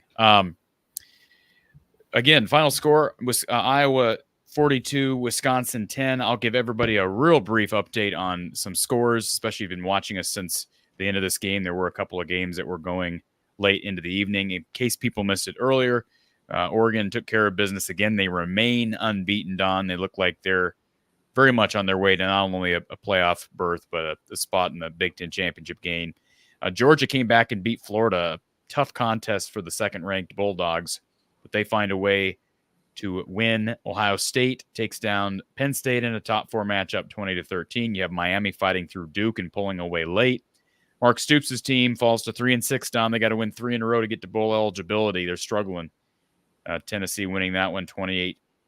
Number 10, Texas A&M. Mike Elko and his squad losing to the Gamecocks of South Carolina 44-20. And how about Iowa State taking their first loss of the season at home? Terrific game. Texas Tech did almost everything they could to lose that game, Don. I mean, from missed deep shots in the fourth quarter to, I thought poor quarterback play and weird play calling, a false start at the 1-yard line as they're about to score at the end of the game. Just weird stuff, but found a way to win. 23-22. Iowa State's still very much in the playoff conversation because all they got to do is win the Big 12. Clemson goes down to Louisville. How about that result? Louisville now 6-3. They win 33-21 at Clemson. Indiana. I'm going to say what I said earlier, Don. I don't care what people say. MSU is not a good team. I'm going to stand by that. I said after they beat Iowa, I said I'll be surprised they get to bowl eligibility. I stand by it. They're 4-5. They've lost now back-to-back to Michigan. They got beat by 37 points at home to Indiana. That is a bad loss 3 weeks ago, Don. 2 weeks ago. Houston upsetting Kansas State 24-19. SMU over Pitt in a battle of a couple of teams at the top of the ACC, 48-25. Ole Miss putting up 63 on Arkansas and winning. Army remains unbeaten. Your alma mater, Don, is now 8-0 after their win over Air Force. Minnesota upsetting Brett Bielema and the Illini. Brett's going to get fined on Monday by the Big Ten because he made some comments post-game that I'm guessing the Big Ten officials will not like. So 25-17, a win for the Gophers in Champaign. Northwestern over Purdue, 26-20. NC State wins over Stanford. Syracuse over Virginia Tech. Vandy taking down Hugh Freeze and Auburn, 17-7. And Vandy is now bowl eligible. Congratulations to the Commodores. Where's Vandy's coach? He's doing a good job, whoever he is. Whoever he is, he's going to have a big job next year. He's probably going to get a better job somewhere because that's usually what happens. And then he'll get a renegotiated contract in Vandy. I wonder if Vandy can pay him enough. With the TV contracts nowadays, Don, you'd think that Vandy could start dishing out more money to their football coach. UCLA beating Nebraska 27-0. North Carolina over Florida State. Don't say 27-0 now. What did I say? 27-20. Yeah, say 0. Okay, 27-20. North Carolina over Florida. You get a bunch of Nebraska fans calling in. How about Florida State now 1-8, Don? Incredible. There's a guy that deserves to be fired. Arizona State over Oklahoma State. Central Florida over Arizona. And let's see. Boy, this was an upset, Don. How about Navy? Now they're 6-2. They lose tonight to Rice. And a pretty impressive win for Rice. They got up early and never looked back. 24-10 the final. So you're saying that Rice, what did they do? Let me think. They fried the Naval Academy, you're saying? Yeah, that's exactly what I'm saying. Washington over USC. How about the Trojans? What a disgrace they are. I hate to say that. 4-5 in the conference, Don. They're 2-5 in the Big Ten. I mean, just unbelievable. 26-21 they lose against Washington. Baylor over TCU. A couple of teams fighting to get to bowl eligibility. And Jackson Stratton's former team, Colorado State over Nevada. That's got to make... Well, no, that wouldn't make you very happy, would it? We won't go there. Colorado State beating rival Nevada 38-21. Colorado State now 4-0 in the Mountain West and led by former Hawkeye Jay Norville. Let's go to our Iowa Smokehouse call-in line. Who's on the line? Hello, you guys got me? You're on the air. How's it going, guys? Good. How are you? Hey, did Spencer Petras throw any touchdowns today? They were on bye. Oh, they were? Okay. I got a bet with a friend that Spencer Petras will throw 15 touchdown passes this year. So how many has he got? I think he had 12. I think before tonight. Yeah, they were on bye. Let me confirm that. Yeah, I know they were on bye. He has got 12 is correct. I'm showing 13. Oh, 13. All right. I'm 2 away from $50. I'm pretty proud of it. You know what? I know they're throwing the ball all over the place, but I'm pretty happy for that guy, to tell you the truth. A lot of people are. I'm not. Yeah, I'm happy for him. I didn't really know Spencer personally. I mean, I probably chatted with him one time at Media Day, but yeah, I mean, kid went through a lot and stuck through it, went through an injury, and he's having success. And the team's not having success. He's that typical Iowa quarter. You know, he kind of got a hard rap or whatever from other fans and everything. So I just think it's good for him. But quick question for Coach Patterson. I introduced myself to you and your lovely wife last year at the Big Ten championship game. I don't know if you remember that or not, but I just wanted to see if you did. I do. I do vaguely remember. Yes. Did you introduce yourself to me at the Big Ten championship game? No. I'm not sure if I saw you, Corey, but I did. I was sitting right behind the bench. I introduced myself. We went over and saw Dallas Clark and I think Robert Gallery. And that's when I saw Patterson. And then I introduced myself to Dave Revson, the Big Ten guy. That was pretty fun. Very cool. Well, I wish we could be back in Indy this year. I'm like watching you guys on the TV. I'm getting you kind of like delayed, so I'm kind of listening to it. But anyway, I did want to kind of defend Cade really quick. Okay. I mean, I kind of look at Cade as kind of a Brian Ferentz thing, you know. It's not really his fault, kind of the situation that he was in. Well, you know, we didn't really know. I feel like they didn't really know when to pull the plug on him until it was a little bit too late. And now obviously the hypotheticals kick in and it sucks. Yeah, I would agree with you, but at the same time, it doesn't entitle him to the starting job. It's not his fault. No, just like it wasn't Spencer Petrus' fault that Iowa kept trotting him out there. You know, it's like it's not the kid's fault. And people who say he should bench himself. Nobody's gonna bench him. I'm done. Can you imagine? Can you imagine if a quarterback did that, Don? I guess the fans won't be done. I guess I'm done. I mean, but so it's not their fault. No, I agree. I just saw the question earlier that, you know, what one of the commenters said, like, when did they know when to play Sullivan over him? It's like, you know, when Cade came in, he did everything he could have done. You know, he earned the locker room. He earned the respect from the players. He earned the respect from the fans. Hell, I respected the guy. I was hoping for him. You know, I was hoping that he was going to turn things around just like everybody else was. You know, it's just kind of one of those Ferentz things. You know, they didn't know when to pull the plug and make the judgment call. You know, it just sucks. Man, it's not. Kirk's just personally for the kid, it just sucks in that regard, I guess. Yeah, it's not Kirk's first rodeo as it relates to sticking with a quarterback, at least past when the majority of fans want the plug pulled. There's going to be some people that always just want the next guy, but you know, this is a pattern of behavior. Yeah, it is. So. Happy to see Jazz. I hope, you know, I hate that we're having a conversation, you know, hope who stays and who goes or whatever, but, you know, I really hope Jazz and Kamari see the future. Yeah, I agree. I think Liddell, I wouldn't bet against Liddell, certainly. He's done a phenomenal job of getting people to come and for the most part stay.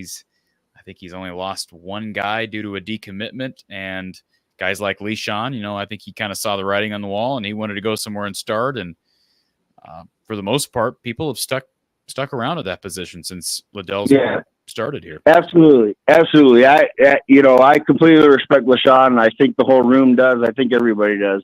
We'll talk about Caleb Brown here in a second, but how do you feel about the O-line next year? Who do you see? I think we got two kind of rocks at the O-line, and I think we got two starters coming back in the O-line, and then who else do we see starting? Well, you got to remind me who's graduating. Can we look at the depth chart? Let me pull up the depth chart here. So Logan Jones is gone. Jones, Richmond, Colby. So Richmond's gone. Ellsbury's gone. Jones is Ellsbury, gone. Yeah. Colby's gone. So Dunker will be back, we assume. DeYoung is gone. He hadn't played much, but he'll be gone. So I'm assuming Pieper, will step into a starting role. But man, that's a lot. Four of your five guys listed here are gone. That's a lot. So yeah, I don't know, man. That's a lot of loss. Got a little bit of weight to gain, but I mean, they're pretty high on those guys, though, aren't they? Well, they're high on them. That's fine. But man, look at how long it took with the guys they have starting now. Yeah. It took their whole careers to get where we are. Some of these guys are like 5th and 6th year guys, and they're finally good run blocker. I'm not trying to rip on them. I'm just saying it took a long time. And Yeah. So does that mean, do you believe in Barnett or no? I don't know that I Just don't. personally. I don't know that I don't believe in Barnett. He seems like a decent enough guy. I question a lot of things with the O-line. Don, I mean, you'd be a better authority on this. You're an offensive coach. It took a long time to get here, didn't it? Well, Yeah, it's really good. Isn't it just ironic that things never really line up for Iowa? Like, we finally get the O-line solid. We get a good run game. We're probably averaging over 25 points, I would think. And now all of a sudden the defense isn't quite clicking. Well, they kind of are now, but still, it just. Yeah. But is that kind of the Iowa cliche a little bit? I don't know. I think things lined up this year as much as you could possibly expect. You got a run game that's clicking, a defense that's maybe not as elite as in past years, but still is pretty good against a pretty soft schedule. Hey, no business losing 3 games. But Don, did you wanted to add something on the situation with what were we just talking about 5 seconds ago? It's getting late, Don. Well, I'm just talking about. I'm throwing a lot out there. I had to. Yeah, I'm sorry for hanging up earlier too. By the way, my wife's a nurse. I just had to make sure that I was downstairs. She couldn't hear me. So. No, you're good. Go ahead, Don. Well, the tough part of any football season, invariably, you have a game or two that you feel simply got away from you, and we're going to feel that way about the Iowa State game and, of course, the Michigan State game. And so a lot of people, logically, are thinking 3 losses is not bad, but we had a chance to be, even this late in the season, to be a 1-loss team. If we're a 1-loss team right now, of course, we have every reason to think we are going to be in the playoffs. But, good teams win close games, and the day we played Iowa State, they were better than we were. We only had 13 points to show for 3. Correct me if I'm wrong, Corey. We were inside the 10, right? Maybe inside the 5 even. Yeah. Yep. 2 field goals is too many. And of course, no one can explain the Michigan State game because it appears it's a rarity for Iowa football. It appears as a team we really weren't ready to play. And we should always give some credit to Michigan State because I think that's the best game they played. Happened to be at our expense. So, hypothetical then, I hate to do that, but like Brendan Sullivan, do we win the Michigan State game? I don't know about that one. I'd rather defer to. I think they probably would have won both, but I don't know that. I just think you would have found a way to either beat Michigan State or you protect a 13-point lead against Iowa State and probably have more than 13 to show for it in the first half anyways. If you have a guy in Brendan Sullivan running your red zone packages. I mean, look at what he's done in the red zone. Look at how much more successful they've been in the red zone since he's taken over just in the red zone. So wouldn't you think that they would have converted on one of those? These were goal line. These weren't just red zone trips, Don. These were goal line situations they couldn't convert on. Right. They had to settle for field goals against Iowa State. So that's the game I turn to. If you get even one touchdown there and it's 17-0, that game is over. So what do you think? We didn't put him in the 2-point conversion. That bothers me. But what do you think Brendan Sullivan has to do to not prove he's the guy to build around next year? What does he not have to prove? Or what does he have to prove? What's the question? Okay. Well, what would have to go wrong for is Brendan Sullivan the guy that we want to build around next year? Is that clear, I guess? I think so. Is the question, I suppose? Yeah, I think so. 100%. I mean, I don't know how that doesn't, unless he suffers a major injury, and you sure hope that doesn't happen, or he decides to leave, and I don't know why he'd leave at this point. Maybe they bring in somebody in the portal that can compete with him, but I don't. I think they got to go to the portal. Let me just make that clear. You're going to need to go to the portal at quarterback, but I don't know that you're going to the portal to look for a guy to replace your starter. I think they went to the portal and got Sullivan and got kind of fortunate because that was a situation where I don't know that they were real sold on Cade's health, and rightfully so. But no, I think Sullivan, barring something unforeseen, is the guy. Okay. Well, I mean, I agree with you. All right. So that at least my question got answered by Tom about Marco earlier. I didn't know it was a thumb issue. Yep. I don't know if you, not to talk about competing podcasts or anything, but listening to Chad Leistick talk about it, he seemed like, I can't really disclose right now. He knew what was going on with Marco, but he said he couldn't disclose it. So that's why I was kind of I more or less to say weird out about the situation. So I can tell you that the individual that I spoke with after I had somebody reach out to me this morning. Hey, I've been hearing this. Do you have any information? I reached out to a source that I have, and sometimes you're respecting the person that told you. And some parties are a little bit more private, whether that be somebody on the team, somebody in the family, somebody in the friend zone, whatever the case may be.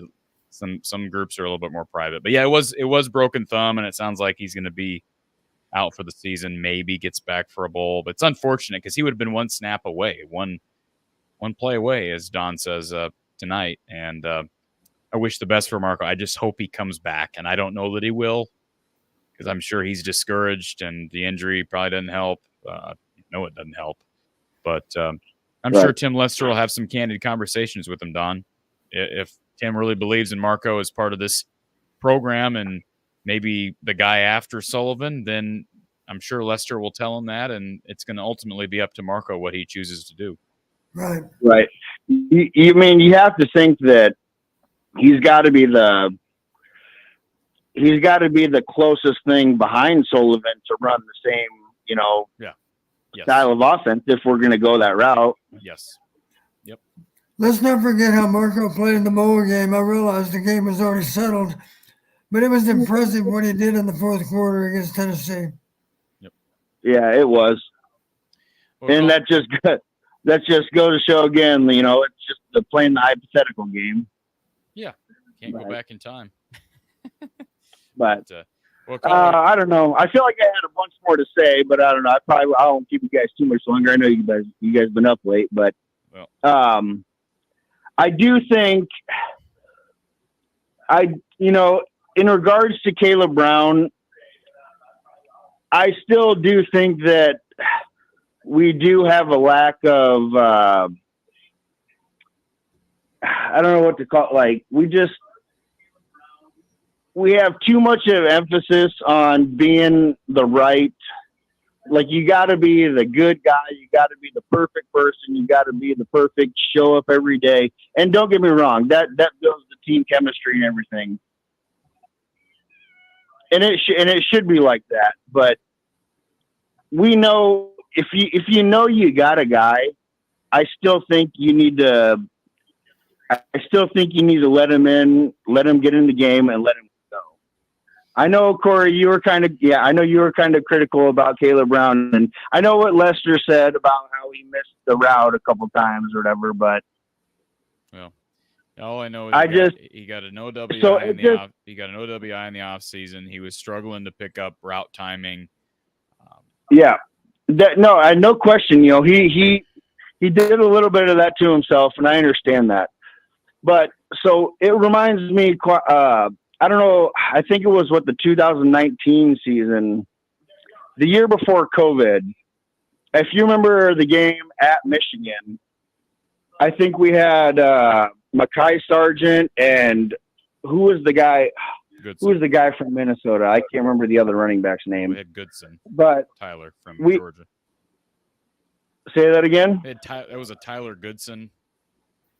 Yes. Okay. No, and that's my point exactly. So we didn't really know what we had. We were playing these running backs that were veterans, that were showing up every day, that were the quote unquote, locker room guys.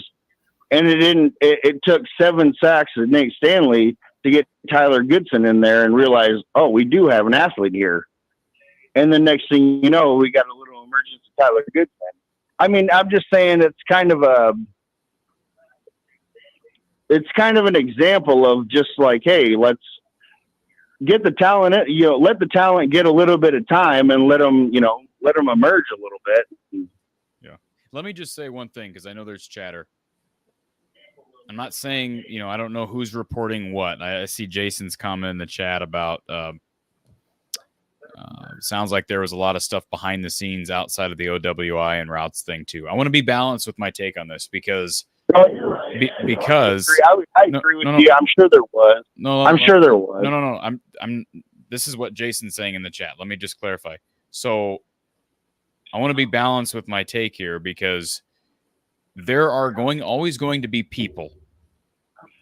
There are always going to be people on one side when a relationship falls apart or it doesn't work out that say one thing, but there are two sides to every story. So obviously, one side's going to want to paint the picture favorable for itself, and the other side is going to want to paint the picture favorable for itself. So whatever the sources are telling certain people about so-and-so that transferred, he wasn't paying attention, he was late to class, he did that. Maybe that's true, but Don, I'm not just going to be like, sir, yes, sir, I believe you. I just, like, at some point, we have to realize that there are people who have agendas involved here. I'm not talking about anybody specific because I don't know what's being reported, but you get what I'm saying, right, Don? Like, yeah, when there are two different versions of what might have happened, usually the truth is somewhere in between. Exactly, and I guess my point in this is, just think about a breakup, right? Two people break up, each side tells their friends what happened, and it's totally different. What's the song by Mitchell Tenpenny? Tenpenny. I didn't know there was a person named Mitchell Tenpenny. Caller, do you know who Mitchell Tenpenny is? I don't know. It sounds like a question for Don, tell you the truth. Let's see. It's called Truth About You. Why do I know this? Truth About You. Let me read you some of the lines of this, Don. This is so late. Can I do that, Don? Is that allowed? Sure. Here's the lines of this. Here's the lyrics of the chorus of this song. Yeah, there's two sides to every breakup. One's a lie and one's the truth. One of them went down and one was made up. But in the end, we both lose. Why can't we meet in the middle? Call it even, call it a truce. If you quit telling lies about me, I won't tell the truth about you. So I'm just saying, like, it's sort of, I like how Jason knows exactly what I'm talking about. That's hilarious. It's so does our.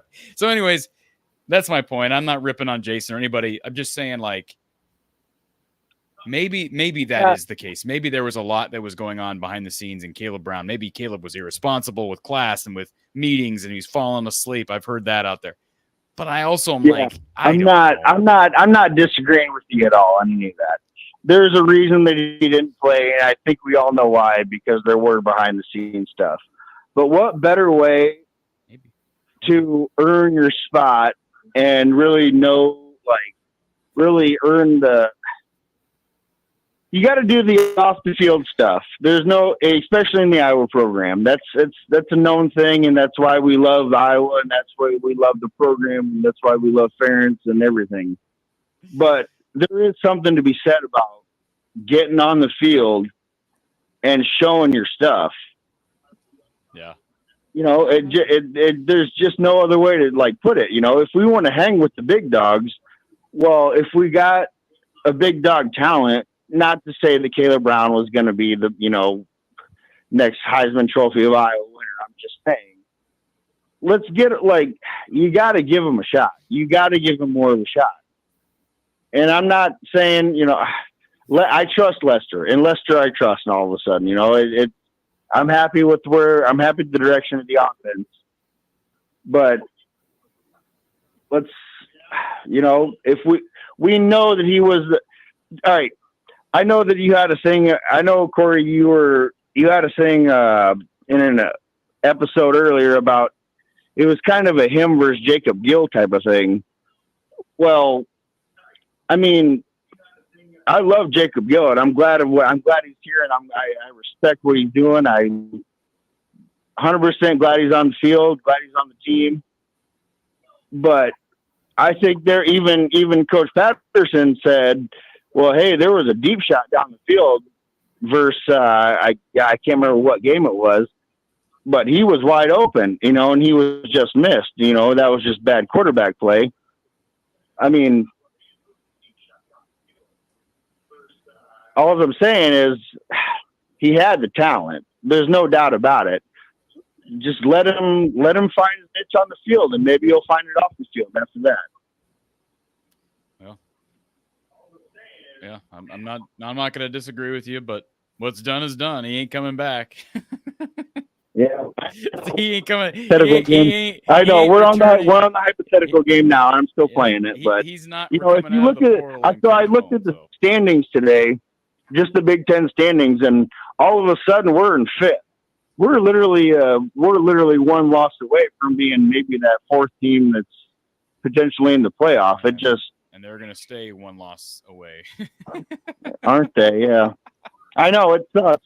I know. I keep going back to it. I know it sucks, but it is still cool to see, because a lot of the talk is like, well, what do we play for now? What's the season come to? Is it a disappointment?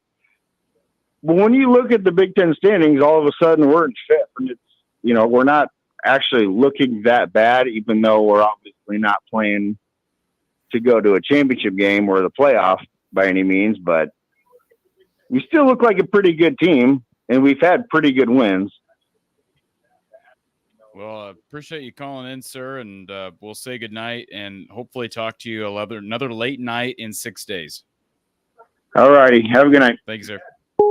Yeah, it's going to actually be later next week. Imagine that. Nico. We don't get to turn our clocks back an hour either. Yeah, how about this, Don? Nico _R_89. I wonder who he's posing as. Says, let's go until 2 a.m., fall back an hour, and then go until 2 a.m. again. Is that possible? That's the real Nico? No, it's not. Okay. I'm pretty sure it's not. Based on some of the comments from this user in the chat over the last couple of hours, I would be shocked if it's the real Nico Reganey. All right. Folks, shop Amazon with us. Shop our merch store. Hit the like button. Subscribe. Tell your friends. Share it on social media. Turn the bell on for notifications. Support our sponsors. Donate to the show. Sponsor the show. Info at From the Hawkeye of the Storm. So many ways to support. And next week, Friday night, 8 p.m. Central Time, Fox. It's the kickoff between the Bruins and the Hawkeyes from the Rose Bowl out in L.A. Short week. Travel across the country. And Don, keys to Iowa taking down the Bruins. Well, I don't know, because I didn't see all the game today against Nebraska. I saw some of it, and I was more impressed than I expected to be, that's for sure. I think I did mention the defensive coordinator at UCLA is one of my old coaches and an excellent coach. So I'm happy for, his name is Akaika Malloy. He played at Washington. He's a West Coast guy. And he's obviously had a good coaching career. He wouldn't be in the spot he's in if he didn't. So obviously they're doing a lot of the right things. I just didn't expect them to play this well. They looked like they were a train wreck in the early season, and here lately they've somehow really made a significant amount of progress. So we got our hands full. We got to go to their place. It's a foreign environment. We've got to show up out there with the idea we're going to make this work. I don't care what we have to do. We're going to make it work. We're not going to take them lightly. We're going to get off to a good start, not have to play from behind. And we just got to focus on one game and one game only. That's all that matters, is you got to find a way to be 7-3. Now, I will say this. If people are wondering, UCLA is the worst team in the – they don't run the ball, Don. They're the only team in the Big Ten averaging less than 100 yards per game on the ground. And they also average less than 75 yards per game on the ground. I mean, their numbers, they are the polar opposite of Iowa as it relates to how their offense is. Well, have you seen the stats from today? Because I'm pretty sure they ran the ball from more effectively today.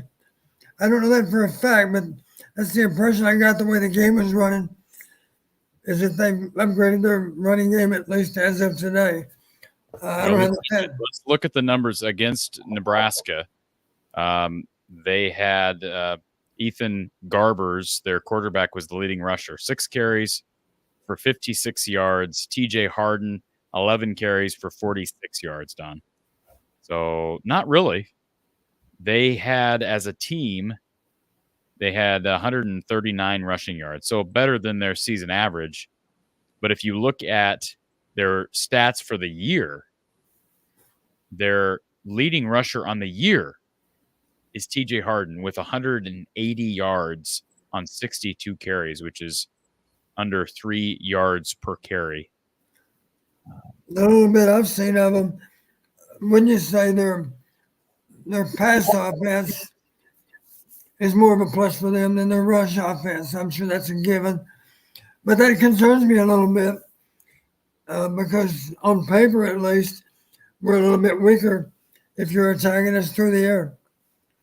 Jalen Berger is their other back, the former Wisconsin tailback. So Iowa may look at some tape from his days at Wisconsin, but he's their most efficient tailback. But it will be interesting. They're playing on grass, and they're playing out in California, and this could be a dangerous game. UCLA coming off a big win against Iowa's rival Nebraska. 8 p.m. Central Time on Fox this coming Friday night.